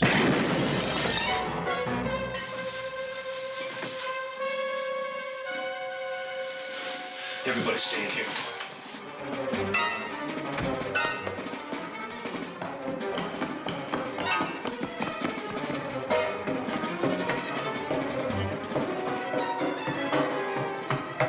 Louis! Louis! You took a shot at me up there. Why? I don't know what you're talking about. Then why are you running? Well, as I came out of the locker room, I heard the shot. And when I heard your footsteps behind me, I didn't know whether you were the cop, a sniper, or what. And if you were the sniper, I was afraid of getting killed. Look, it's just my gear. You gotta believe me. I know I came on pretty strong with you the other day, but I was just scared, that's all. Scared of what? Well, to tell you the truth, I'm fighting for my life on this team. I don't need any trouble with the law. You're still in trouble with the law. You're not off the hook yet for those 2 murders. Oh, come on. We've been through this routine already. But I didn't know that Luke re-signed with the team. Now, where does that leave you? Re-signed? I don't know what you're talking about. He signed a new long-term contract. Well, I didn't know that. When I told you that I thought Luke was quitting the team, I was telling you the God's honest truth. Commissioner, Mrs. McMillan told me what happened. Are you okay? I'm fine. But can I go? Yeah, but remember, I want to talk to you later. What's up? It's Jerry the cop, sir, the one we had the tail on. Yeah. Well, he disappeared sometime in the mid-morning. No one's seen him since. Well, maybe I found him, or he found me. Maybe he took that shot at me. Let's see if we can find him before he tries again.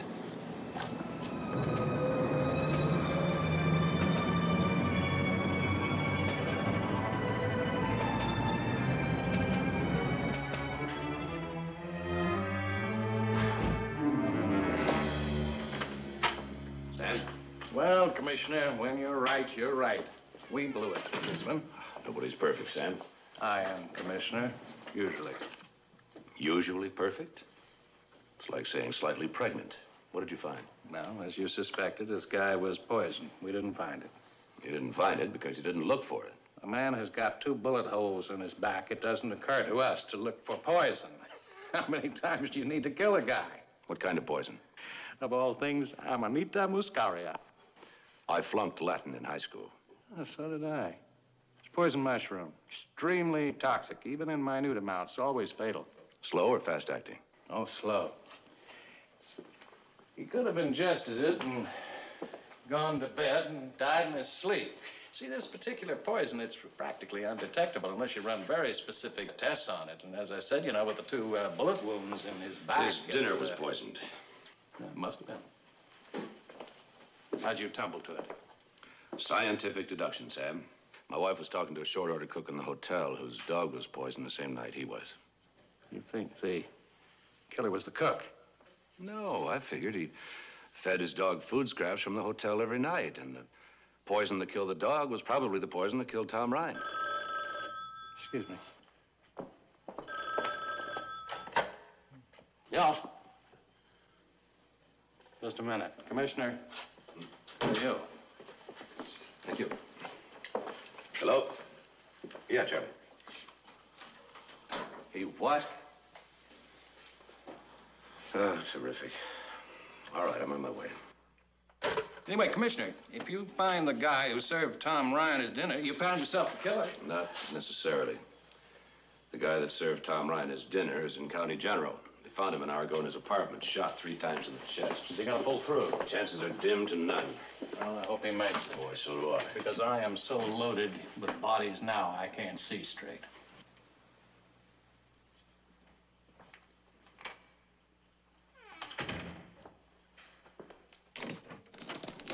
What's the word? Well, sir, he's alive, but barely. I've got a guard posted. All right, issue a release to the press in my name saying that we believe we found the man who killed Tom Ryan and that he's been operated on for the removal of several bullets. He's expected to live and provide us with a full statement. Well, what happens when he doesn't? Well, by that time, I believe I'll have my man. Get a search warrant for this address and then pick me up at Burton Roner's yacht in the marina. Yes, sir. Who's Burton Roner? One of the board of directors.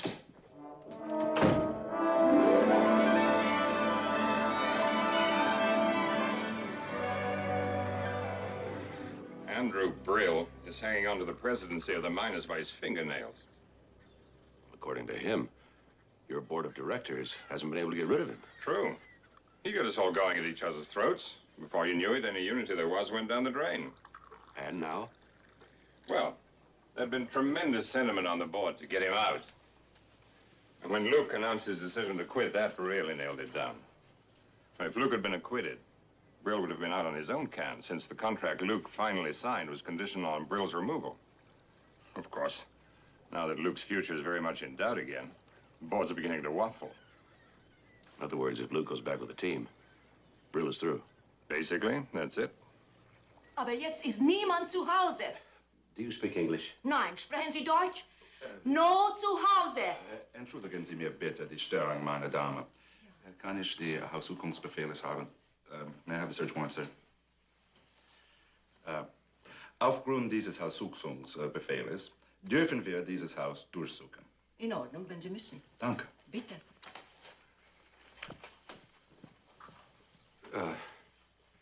You two check the front room. Why don't you check in there? I didn't know you spoke German. Oh, I can manage in 4 or 5 languages, sir. It's a knack I have. You're a man of hidden talents. Thank you, sir. Bitte schön. Danke schön. Bitte? Danke.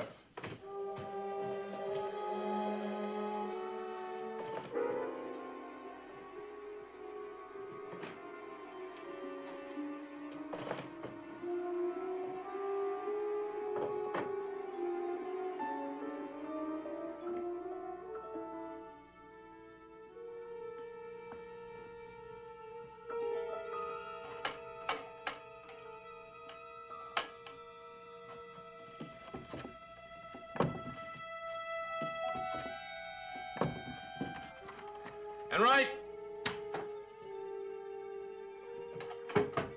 And, oh. What'd you find, sir? I think you could open that. Oh, it's a piece of cake, sir. Stand back.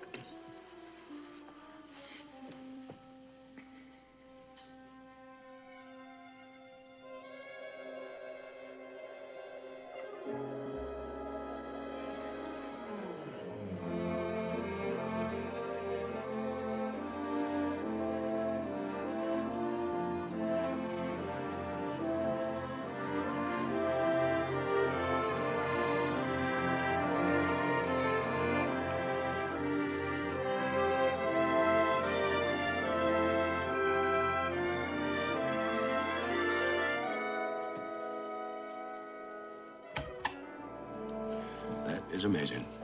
I didn't know you could do that sort of thing. Well, sir, I have a checkered past. In 4 or 5 languages. Stand back. Actually, I used to work for a private detective agency before I joined the force. It's amazing what you can pick up when you work for one of those outfits. What have you found, sir? Well, the gun that killed Mo Draper.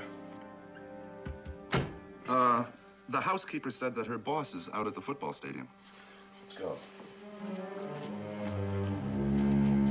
All right, tomorrow, remember practice at 10 o'clock, just shorts and helmets, all right? Take it on in, let's go. Carter! Over here, please. I like the way you've been working, Carter.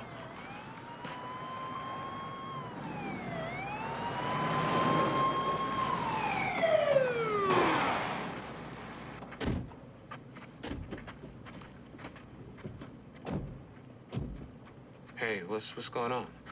Gonna make an arrest, Lewis. Oh, come on now. It's not you. Who is it then? It was a hell of a good scheme, Stone. You almost got away with it. Got away with what? The killing of Mo Draper. Commissioner, if this is some kind of a joke, it's not very funny. It's no joke. Luke told you he was quitting the team. There's no way he'd return for another season, so you killed Mo Draper and framed Luke for it. Now, why would I want to frame my star player? So you could go to the board of directors and tell them you'd deliver Luke on a long-term contract only if they'd oust Andrew Brill and replace him with you. Buddy, what is this? I don't know, Andy. It's absurd. And the board agreed, didn't they? Then you went to your old friend Leon Silver and got him to represent Luke. Then you told Luke you'd absorb the fees only if he'd re-sign with the team. This is total and irresponsible speculation on your part, Commissioner. You'll never be able to prove any of it. I'm afraid I can. I made a complete search of your house. I'm sure you'll find this warrant in good order. I found a .22 caliber pistol in your wall safe, registered under the name of Luke Johnson. You ingrate. You tried to destroy me! Calm yourself. What did you expect, Andy? I only did what you would have done under the same circumstances. All right. I killed Mo Draper. And the juror as well, no doubt. Are you kidding? Why would I? I had Luke's contract signed, sealed, and delivered. I had your job in my pocket. I wanted Luke acquitted. No, if you're looking for that killer, Commissioner, Andrew Brill here is as good a candidate as any. Get him out of here, Commissioner. He makes my stomach turn. Yeah, you and your mistrial would keep Luke's future in doubt.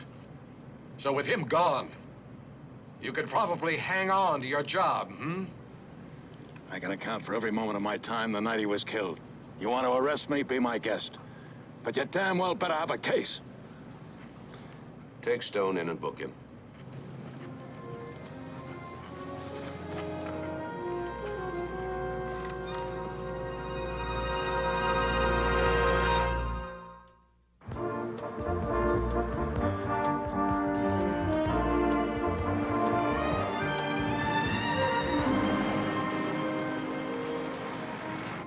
Mac, how did Buddy Stone ever get Mo Draper to lie about having an affair with Luke Johnson's wife? Easy.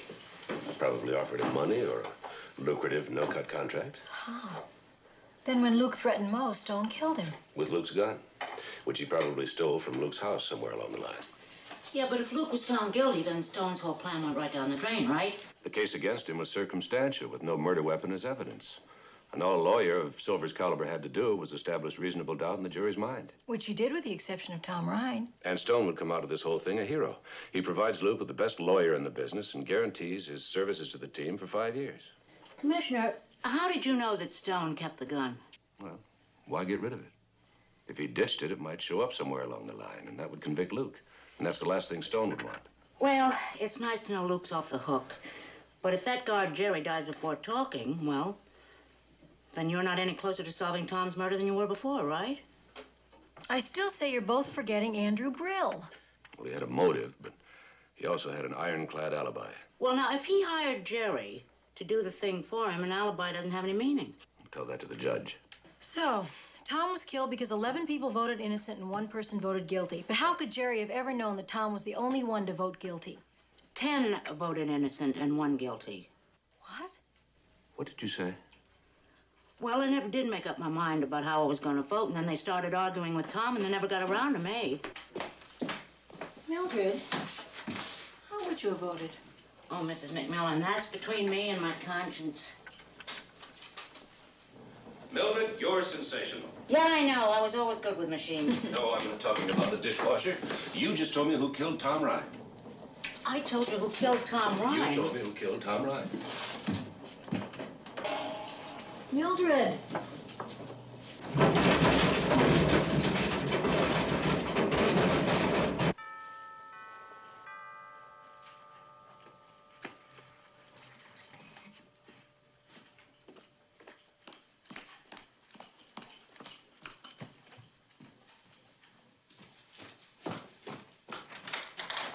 Commissioner, what a nice surprise. May I come in, Mrs. Ryan? Oh, please, of course. Oh, I hope you've got some Good news for me. Got to go to the hospital soon to see Thomas, and I just know that it would cheer him up if I could tell him, well, that you've broken the case. I have. Really?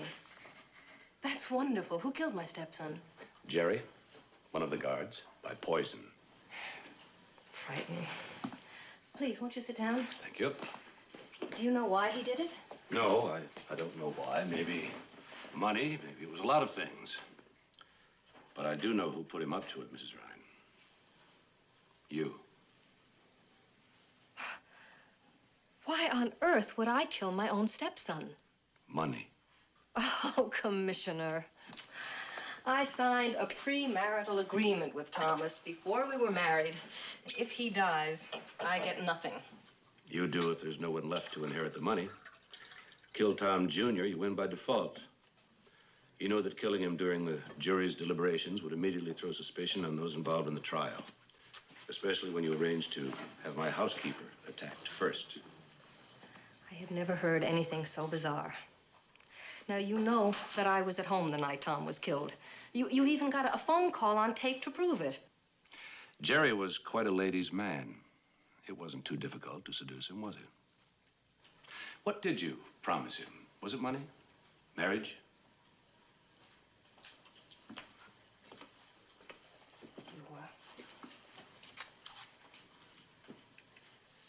You can't prove any of that.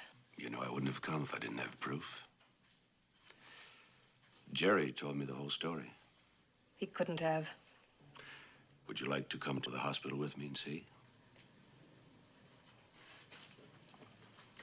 You're very good at using people, Mrs. Ryan, getting them to do what you want. But you made one mistake. When you tried to kill Jerry, you blew it.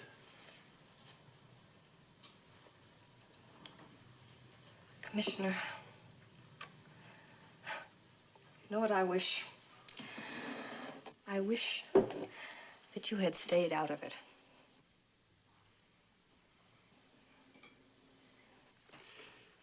Is that the gun you used when you tried to kill him? It's the gun I'm going to use to kill you. Be my guest. But you won't get 10 feet away. You know the police are already on their way. It's over, Mrs. Ryan. And besides, I don't think you've got another murder left in you.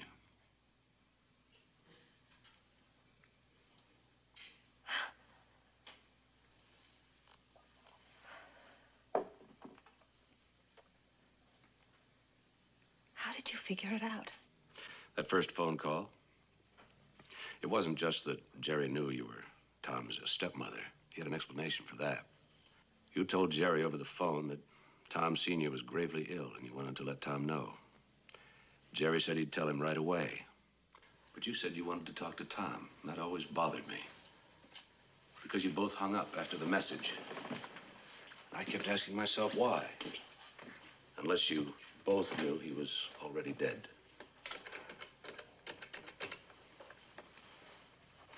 Sergeant Enright, send a unit over to the Ryan residence. You know, Mac, the thing that I can't figure out is how the actual murder itself was committed. Figuring that out was the easy part. Once I found out the cause of death was poison. Jerry sprinkled the poisoned mushrooms over Tom's dinner just before giving it to him, knowing that Tom would be dead in 2 hours at the most. After Virginia's call came in, Jerry broke down Tom's door.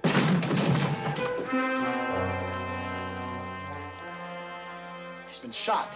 Then told Mike to call the police. Then Jerry put a silencer on the gun, fired 2 shots into the body, re-hid the gun and exited the room. By the time the police came and examined the body, they had no reason to doubt Mike, who, on Jerry's orders, had called to report a shooting. My goodness. You know, it's amazing that a woman as clever and cool as Virginia would confess to a murder, where if she'd only kept quiet, she would have found out that Jerry died before he ever regained consciousness. It's my honest face. Women always believe what I tell them. Oh, is that it? Oh, well, I'm going to remember that the next time that you tell me you're working with the mayor. Until midnight. I did. Yeah, hello. Oh, hi, Mr. Mordanti. Not home, not home. Oh, I'm sorry, the commissioner is not home, not home. Oh, thank you, Nina. Yeah. Nino? Well, as a matter of fact, they're all tough. But when you've been at it as long as we have, you sort of develop an instinct for the truth. Dinner? Yeah, I'd love it. Yeah, that'll be fine. Okay. Thank you.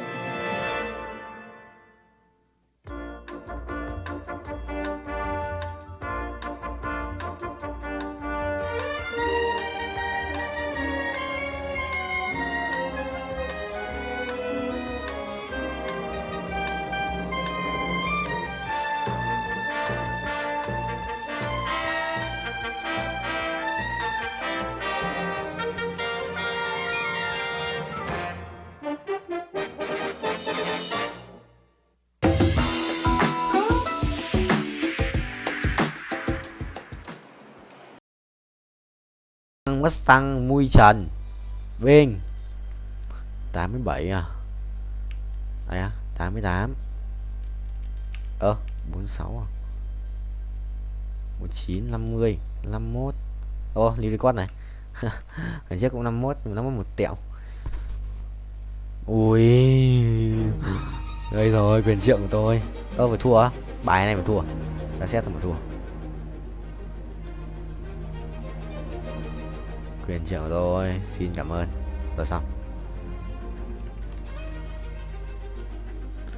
Bay cao như thầy chân là quẩy rất nhiều quỷ. Ok broccoli sắp rồi, anh đánh trận cả đến là broccoli bình. Chia xem xong cần phải đi ngủ. Binh cái xa chỉ bay lên trên là gì đâu, có gì thấy cái gì không?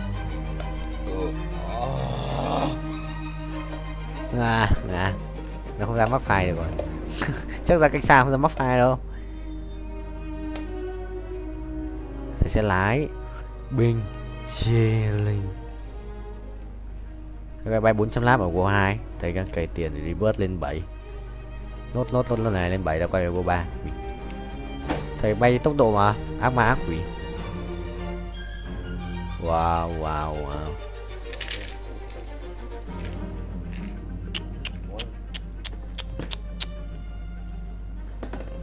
Binh chi và lên em ơi. Có thể không? Mình thắng. Yes. Quỷ ác quỷ vai. Bài này vẫn thua thằng đếm nào ấy.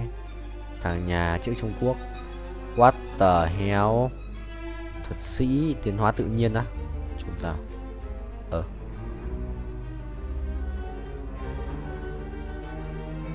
Xong ra thread à?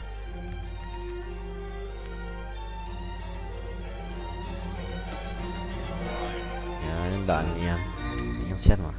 Chết lấy Asia 2 lên 9, lấy Asia 2 binh chi linh.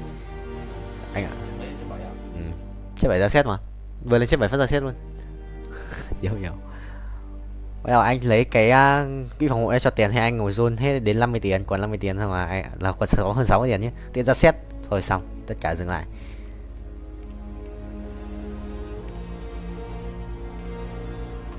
Chọn không vợ chồng. Đẹp trai vãi bíp. Sự đẹp trai không? Sấm mút rồi, sấm mớt trời này. Ai à? Mèo. Nhớ ra gì rồi? Và khối 2 vòng cơ. Hả? Cháu biết. Thì sao? Thằng lẽ oan rồi gì?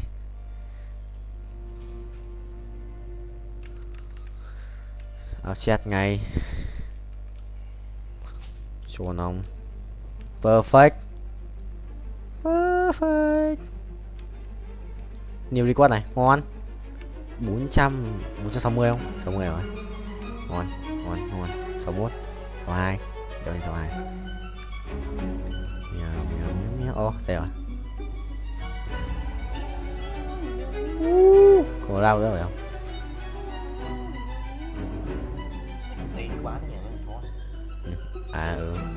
Rồi chú bị lên cơn điên rồi em ơi. What the hell? Vừa bỏ đéo ra vẫn ra.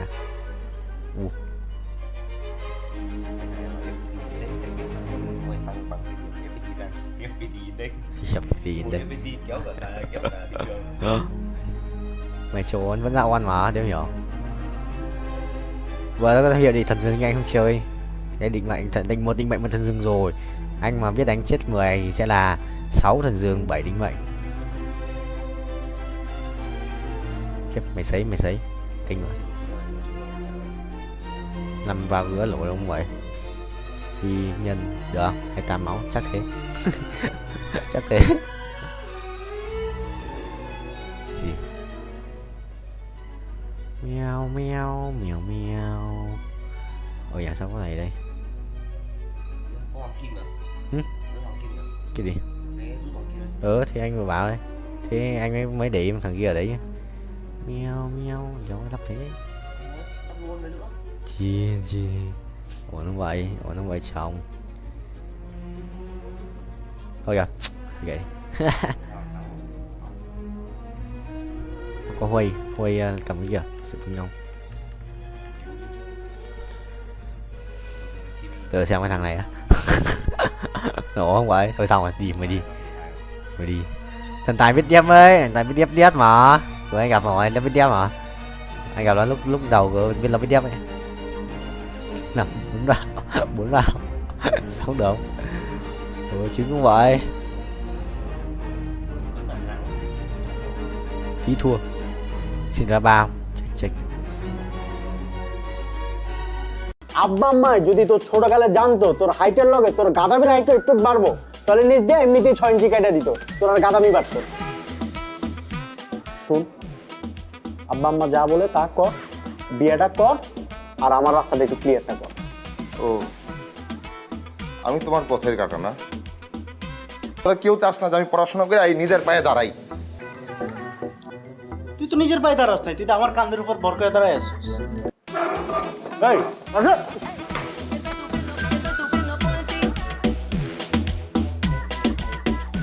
বড় এই কি তোরা সকালবেলা এরকম কাঁদতেছিস কেন? আব্বাও কাঁদতেছে, আম্মাও কাঁদতেছে। কিছু আম্মা কি সকালবেলা কি সিরিয়াল দেখা শুরু করছে? তাহলে কিছু চুরি হয়েছে বাসা? কেউ মারা গেছে? কেউ কি মরার আগে হসপিটালে অ্যাডমিট হয়েছে? তাহলে কি হয়েছে? সবাই এরকম আয়োজন করে কাঁদতেছে কেন?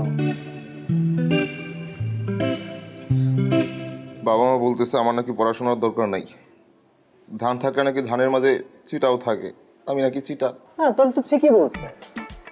আর তুই কখনো দেখছো আব্বা আম্মা পোলাপানের সাথে মিথ্যা কথা বলে? ভাই কি ওই কথা কইছে আমার 1 মাসের মধ্যে বিয়ে করা লাগবে, বিয়ে করে 9 মাসের মধ্যে বাচ্চা পয়দা দেওয়া লাগবে। মাত্র 9 মাস টাইম দিছে? তুই তো নির্ঘাত ফেল করবি। মানে তোর যে পড়াশোনার কন্ডিশন, তুই 9 মাসের সাথে তোর আরো মিনিমাম 4 মাস টাইম দেওয়া লাগবে, তারপর যদি 12। আকার দোকানদাররা অবশ্য নতুন যারা বিয়ে করে তাকে চেয়ার দিকে তাকায় যায় 2 পয়সা ইনকামের জন্য। তোর দিয়ে সেটাও হবে না, তুই চিন্তা বাদ। হ্যাঁ বল। তুইও কি? আমি আগে সন্দেহ করছিলাম তুই আমার মায়ের পেটের ভাই না। মায়ের পেটের ভাই হলে তুই এরকম করে কথা বলতে পারতি না। তোর আমার না কোনো মিল নাই, না আছে স্বভাবের মিল, না আছে চরিত্রের মিল, না আছে তোর এই যে চেহারার মিল, গায়ের কালারের মিল, কোনো কিছু মিল নাই। বাইক যা। শোন, আব্বা আম্মা যদি তোর ছোটকালে জানতো তোর হাইটের লগে তোর গাদামির হাইট একটু বাড়বো তাহলে নিজ দিয়ে এমনিতেই 6 ইঞ্চি কেটে দিত তোর আর গাদামি বাড়তো। শুন, আব্বা আম্মা যা বলে তা কর, বিয়েটা কর আর আমার রাস্তাটা একটু ক্লিয়ারটা কর। ও, আমি তোমার পথের কাটা না? আমি তোমার জীবনের বাধা। তোরা কেউ আমার ভালো চাস না, তোরা কেউ চাস না যে আমি পড়াশোনা করে এই নিজের পায়ে দাঁড়াই। তুই তো নিজের পায়ে দাঁড়াস নাই, তুই তো আমার কাঁধের উপর ভর করে দাঁড়ায় আসছিস। শোন, আমি তোর ছোট হিসেবে চাই তুই আব্বা আম্মার কথাটা শোন, তুই 1 মাসের মধ্যে বিয়েটা কর, আমি কবজি ডুবায়া তোর বিয়ের কাচ্চি খাবো, বুঝছস?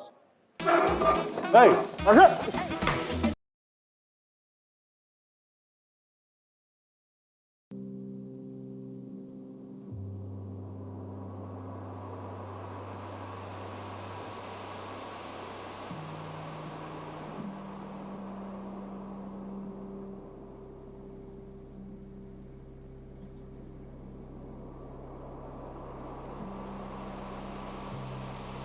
để xem cái này rất là nang.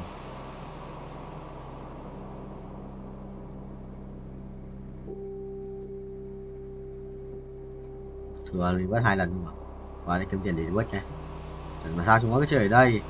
Kiếm tiền reverse ở đây ạ. Ra chúng nó cứ bày ở đây thì anh cũng bày ở đây rồi. Kiếm quan reverse.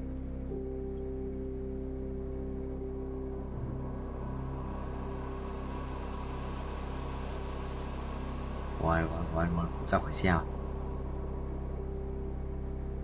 Kinret ra Kinret thờ red luôn. Chuẩn form vậy thầy ơi. Sojin này.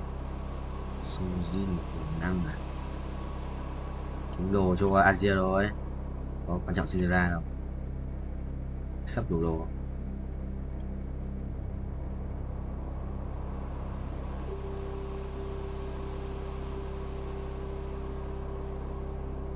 Bình chiến linh.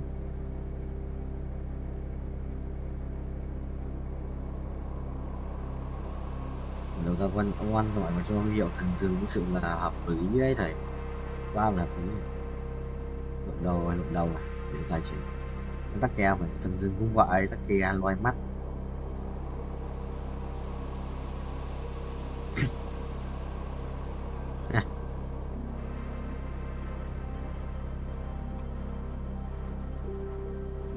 Lắc đít à?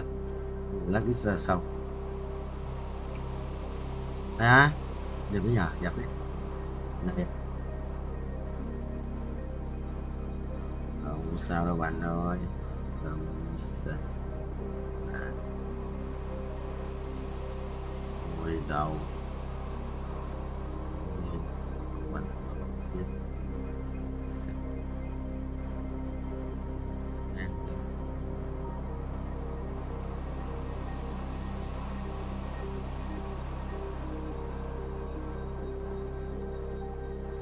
Bay nhanh bay đi hết mà. Bay tỷ lap. Phải không vậy? Ta tính chưa? Tích chưa? Tích rồi. Tích rồi.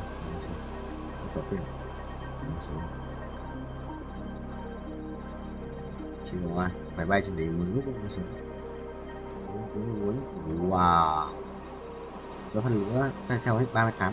Ui. Eo cái ông thua mà. Thua được mà. Cái này thua được mà. Chôn không? Quà sinh nhật là trai quý nhở. Thua được mà mình thua này mà. May sang này vậy.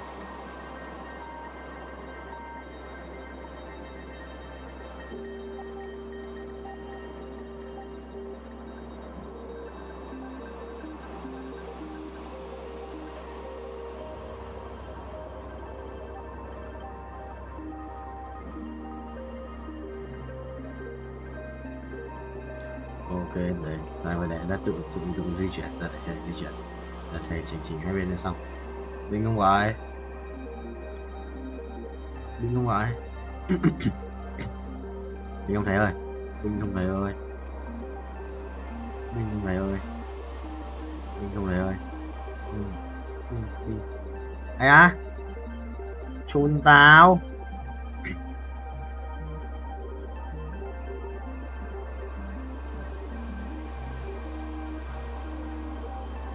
M là nó 50M. Nhanh lên tao. Từ từ rồi. Mắc thêm 7 Đấy. Chuẩn không nhỉ? Bay sự nhất đấy. Đấy là đẹp.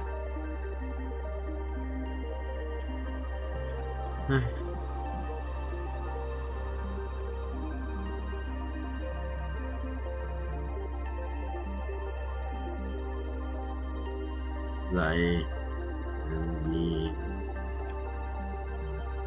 hay à, mảnh rất nhiều mảnh nha, rất nhiều mảnh cung luôn mà. Thôi xin cái mảnh lấy đồ cho oan vậy. Thêm cái giáp máu nữa. Kiếp cái mấy cái mảnh cũng hết sạch mà. Anh lấy mảnh còn lại. ও তুমি ডরাইছেন? ডরাবো কেন? মাগের এরকম আটকা মায়া মনে সামনে চলে আসলে তো একটু চিন্তা লাগেই। আর কালকে আবার তোমার মামার সাথে চ্যালেঞ্জ। বইলা এসো শেষবার মতো চুলদারি আশ্রয় আসতে। শুনেন, কালকের খেলায় আপনি হারবেন।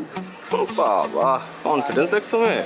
যদি না হারছেন তাহলে কিন্তু বললাম এটা দিয়ে আমি আমার হাতে আপনার নাম লিখুন। মানে তো তখনই বুঝবেন যখন এটার দায় আপনার উপর পড়ব। সরেন। আরে ভাই নাম লিখবা মানে? কি মুসিবতে বললাম, জিততে না পারে এখন 2 নাম্বারই।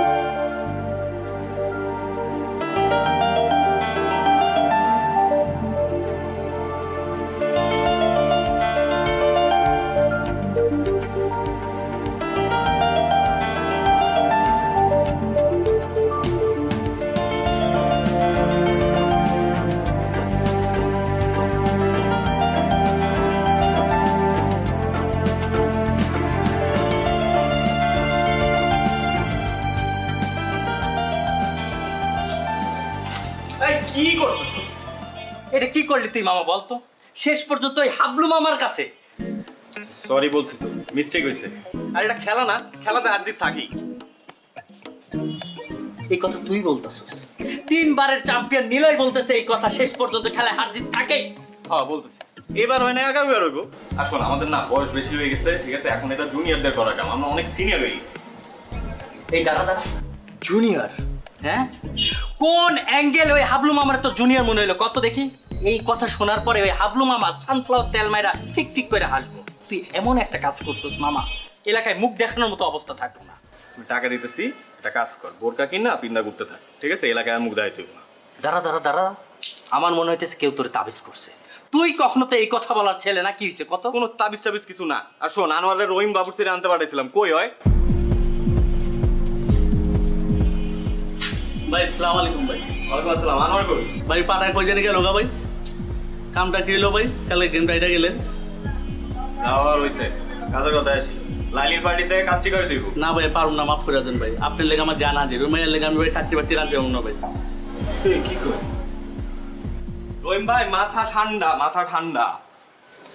তোমাদের ছাড়া হইব না তো বিষয়টা। এমন কাচ্চি খাওয়াই ফিরবো, মনে করো 7 দিন যাতে কেউ বাথরুম থেকে বাইর না হইতে পারে। বুঝছো না বিষয়টা? পারো না? যাও এবার রেডি করো, গিয়া যাও তাড়াতাড়ি।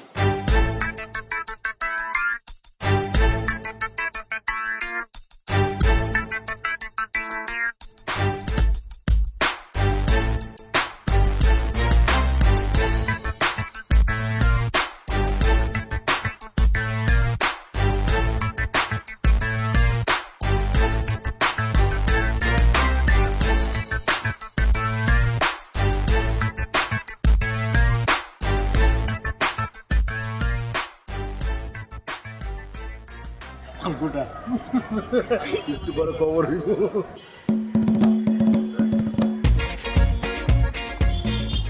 তোমরা আমগুলোকে বইতা। আরে আমরা তো খাবোই, আগে আপ্যায়নটা করে নেই। পুরান ঢাকার ট্রেডিশন তো আপ্যায়ন করা, কি মামা? আইতো দুষ্ট লাইনে আইতো, এরকম লাইনে থাকলে তো কোনো সমস্যা হইতো না। খুব তো কইছিল খেলার কথা, এখন বুঝছো খেলা কি? এখন একদম ক্লিয়ার মামা। আপনার একটু কাছে দিই। আলু দেই, আলু আলু। না না আলু না, গোস্ত দাও, গোস্ত দাও। এই যে গোস্ত দেই। অনেক মজা হয়েছে। এই লাইলি দাও, লাইলি দাও। আলু ল ল ল ল লাইলি ল। তুমি লইবা নি খাইতাম মজা হ্যালো তো তুমি একটু খাও সবাই মিলে আমগুলোকে খাইতাম আরে খাবো তো খাবার তো আছে লোকে খাও আরে মামা খান তো আছে কিছু লাগলে বললেন কিন্তু মজা হয়েছে আসলে না তুলা গোতলা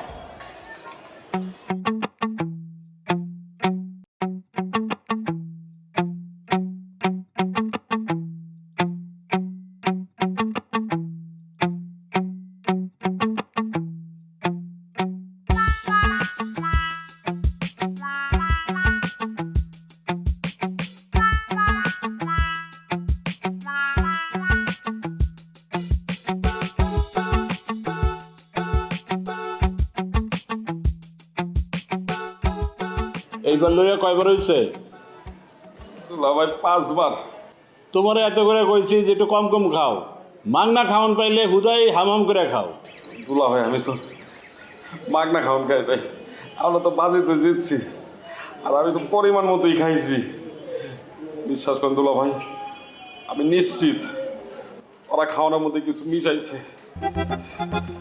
লাইলিও তো পরিমাণ মতো খাইছে ওরা তো পেট নামছে শুনছি হ্যাঁ মানুষের খায় কাম নাই তোমার খাওয়ানোর লোকে কিছু মিলাইছে ভাই আপনি জানেন না ওরা অনেক ডেঞ্জারাস দুলা ভাই ওরা প্রত্যেকটা ধরে ধরে ফাঁসি দেওয়া উচিত দুলা ভাই আমি খালি একটু সোজা হয়ে দাঁড়াইলই তারপর দেখেন আমি রাজপথে নামবো আমি আন্দোলন করবো ফাঁসির লিগা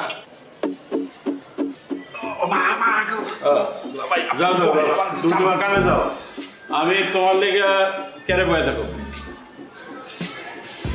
আপনি একটু বহান ভাই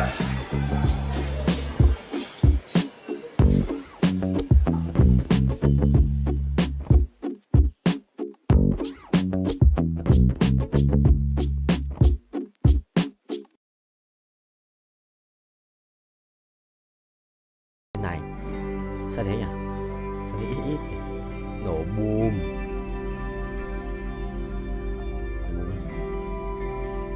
chọn đâu mày chọn đâu không quá rồi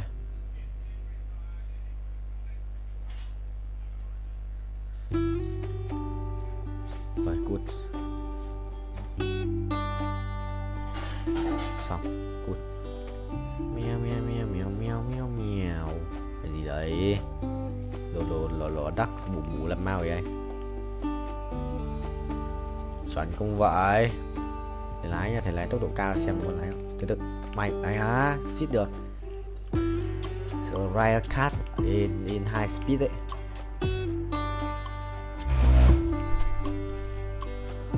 chuẩn không ấy á không được sửa tốc độ cao tốc độ cao đét mà rồi một lần hai lần thứ hai 300 lap à 400 lap chuẩn không thầy chuẩn không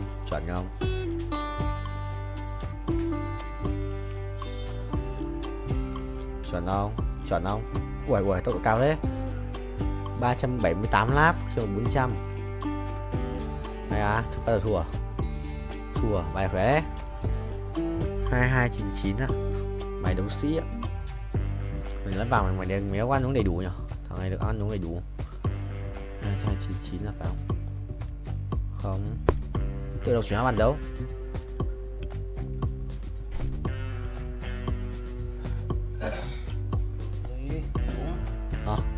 đúng đi em đúng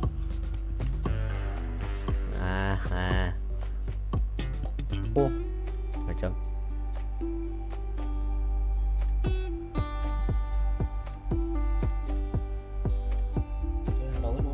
này em full rồi chuẩn bị ăn đi sang xuống dưới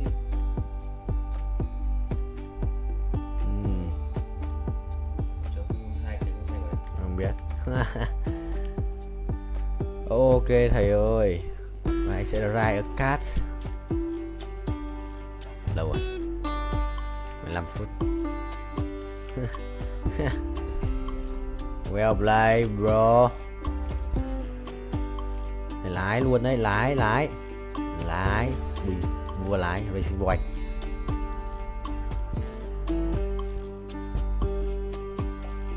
nhốt luôn chết không ngồi đi đéo đi à Sao nó kèm rất cho linh. Nếu đủ mana là chết. Được cũng là khỏe rồi ra. Đánh bài gì với cả Nautilus 2. Cảnh vệ này. 3 cảnh vệ rồi. 4 cảnh vệ. Cảnh vệ 2 luôn.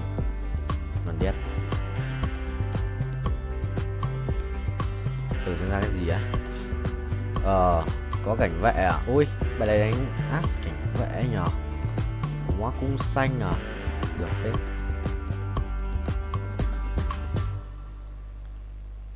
As cảnh vệ. Nó thì lướt này. As cảnh vệ rồi. Đánh chung bài 4 tranh. Cảnh vệ As cảnh vệ thì sẽ là phần đâu rồi? What the hell? Catlin không? Đây. Đây. Không biết sao mình nhớ mà. Kệ đi. Cứ cho cảnh vệ vào đã.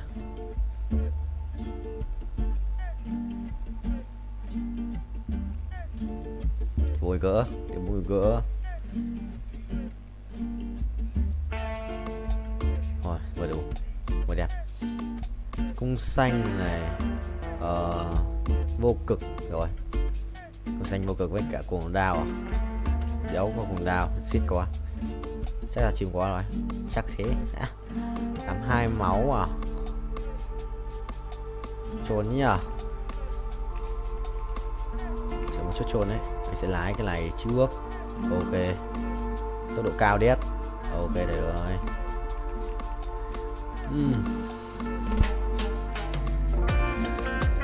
Cảnh vậy à? Có nhà đánh sự danh hóa này nó đấy át à? Chưa ai cái quả át à? Cái đánh lắc này cũng không phải thôi, không ai át thì lụ.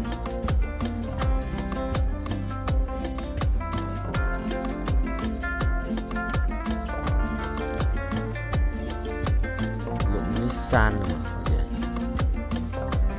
Xin ra chơi.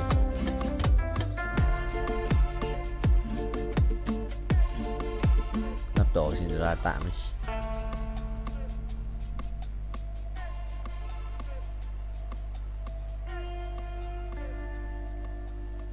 Xin lát ra tỷ đấu sĩ này. Mình đánh thì nhầm, trở thành đấu sĩ tiếp và ra 1 tỷ ấy.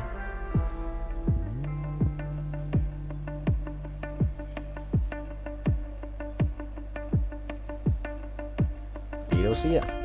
Quỷ đéo chịu được. Mà anh đã stop rồi. Có thể không? Anh nhầm tí nó xóa. Tí thầy nhót. Tí thầy nhót này mà. Bình tĩnh tự tin và tự tin. Bịch. Đổi bài cái. Nổ mồm luôn mà. Sự là khỏe đấy. Mà thầy xoay bài cái. Chưa xoay. Có Saza. Có Rakan.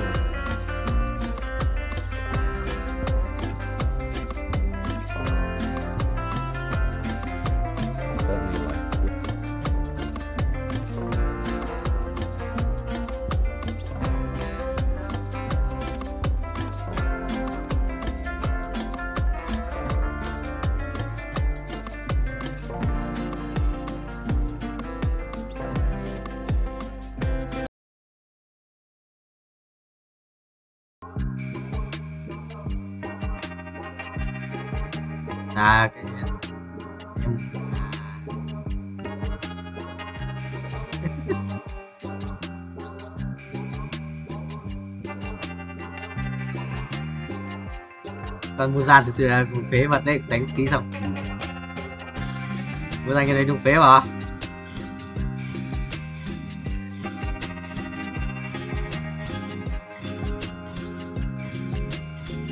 Treo máy rồi, cái treo máy cho nó tập mấy con cho thằng tự cuối cùng là xong.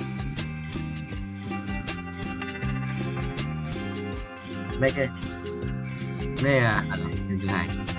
Em thấy là hồi trước anh chơi nhưng mà em không quay, mà anh nhớ cái nick anh chơi là gì rồi.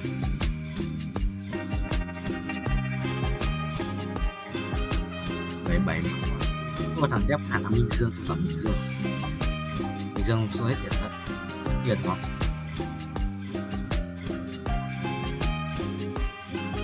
Mày mỗi tí à?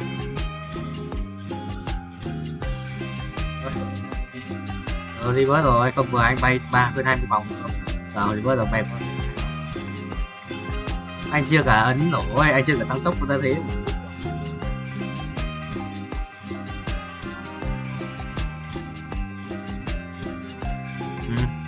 Vượt mức rồi, vượt mức xong rebirth, phải rebirth có điều kiện là rebirth nữa, sau phải vào mở khóa nó ở cái bay một lần để đây tái sinh xong rồi bay lại chạm có xong nó mở khóa thì mày phải chuyển sang cái mới rồi. Sửa nhiều ấy, sửa ui xét kìa. Trời ơi, rồi lấy một cái giáp này.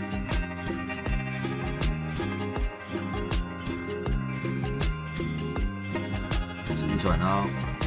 Anh bay sửa nhanh ấy nhưng mà không rút tốc được. Bao nhiêu tiền là anh 3 tiền anh chết. Anh đã quá 200. Giờ anh stop là phải trứng ấy. Mà trứng nữa rồi.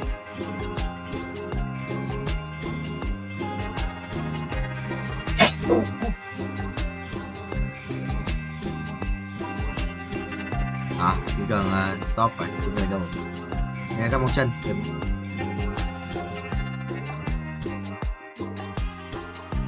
rồi tiền đấy xong xếp lại tiền ngon của anh đâu không à? Ôi trời ơi ai à. Game của tao sao cũng không ấy, sao tao ấn nhầm nút D thì là nó dồn luôn, tao chưa kịp lấy cũng không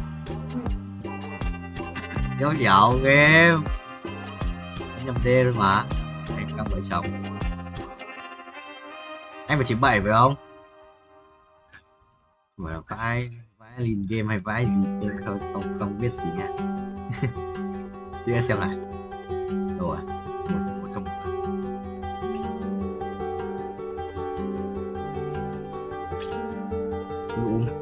Đừng có nhắn gì đây? Đừng có nhắn tao đéo gì.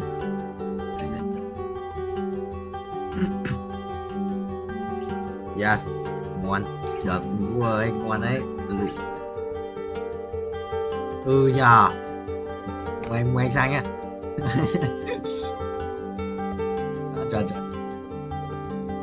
Sao chỉ được nhiều phải chơi nào?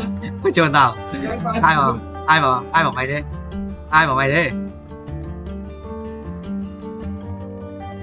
Đó, chuẩn bị cho ra trường năm 4 đi, học từ bây giờ xong là thi.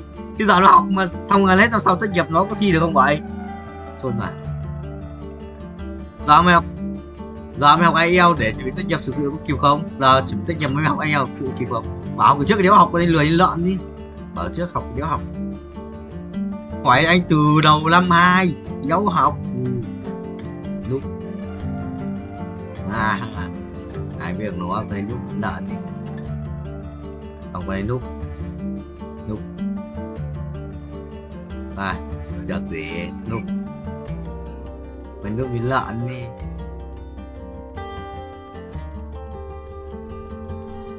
Nhưng mà đúng rồi, rất lâu rồi ra mới thích, mà rất lâu hơn nữa thì ra con màu đen kia sự xịn hơn. Anh ra con mình thích mà vừa anh tưởng lag ấy thì anh ấn mãi thì ra con mình thích. Ôi hiểu lag mà lag bị đổ này. Chỉ cần là còn một con thread nữa không? Nhau đấy. Này là cái này xong rồi. Với cả một cái giáp màu nữa xong. Còn là một cái giáp yêu. Vẫn theo gì đây? Còn tấn nó có bay tiếng nó bảo nó ghép mặt mình vào mà. Nên là chỉ vậy sao đâu, mình chỉ vậy với sao biết. Mình chỉ vậy với sao biết.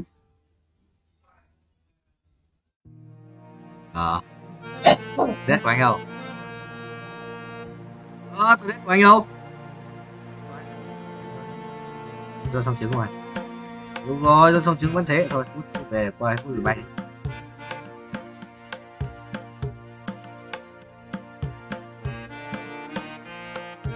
Hai 4 tuổi rồi, anh được 4 tuổi rồi. Tuổi nó đọc sao bay nhanh thế? Nó phát nổ bay nhanh điên. Không có vấn đề gì mà. bay phát hơn 25 của anh bật đéo phải ăn gì luôn đéo kịp với ông Cương mới át mà thế em bỏ tung tiền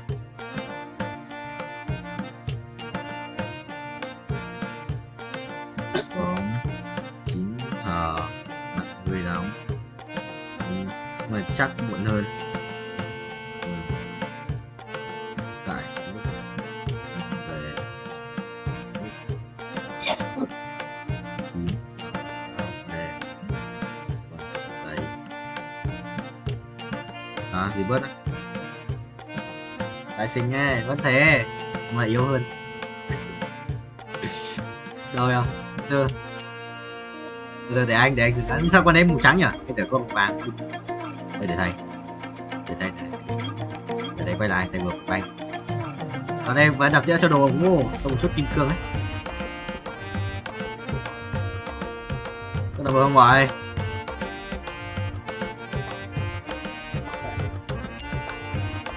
đâu không gọi cái bài của anh sử chi linh buông ấy chỉ đấu mỗi con xét với ở con azit được đấy thôi xếp lên trên chia 9 ấy xếp lên trên 9 là sử dụng bài quăng uầy có sen carry à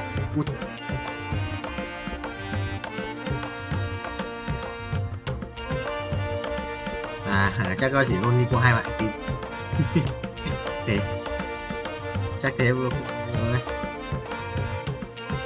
hai anh em ha thằng mày thích Thơm xinh không? Tao bảo nó tao bảo Thơm đấy xong cho nó khóc bịch tao bảo Thơm đấy nó khóc mày bảo thế nó khóc ấy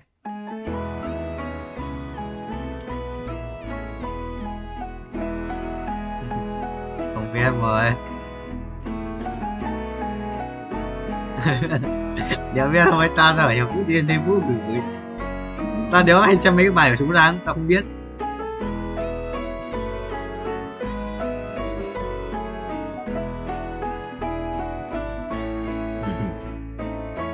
Tao người sao con người tình cảm á tôi người tình cảm à mày lấy đùa mày lấy đùa nó tưởng thật đấy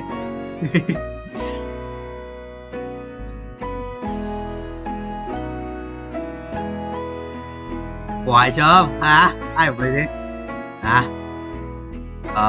không làm kiểu nó làm phân công ty của marketing nhưng mà nó chỉ được làm về bản giấy của chỗ về bản giấy tờ ấy để phụ thôi xong rồi nó học theo thôi kiểu đấy không phải kế toán làm bởi gì kế toán còn bố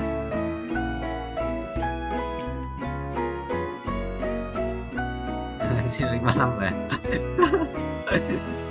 du lịch 35 à du lịch 35 à chuẩn chuẩn rồi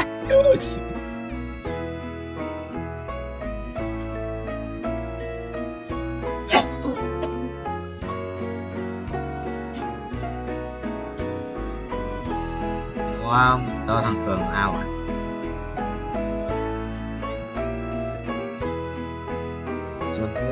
đi xem phố đi xem sói già vua phố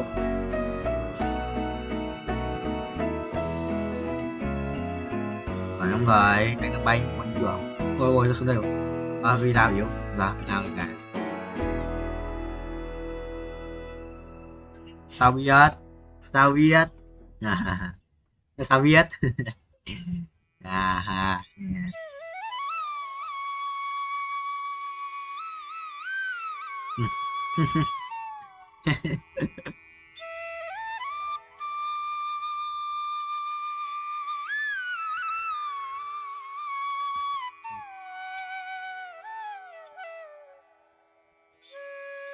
chuẩn rồi em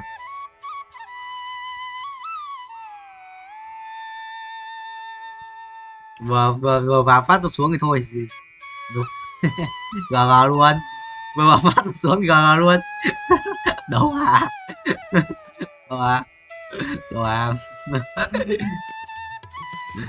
vừa phát tôi xuống gờ luôn đi ngay theo con đường bóng đá luôn bình đúng. Vẫn thua không thua giờ mới đánh yes quay ra xuống mà thực sự một chút biết quay không biết quay còn lên này được không hả cái đấy này giờ nó còn lên này được không vậy Trong 5 năm nữa.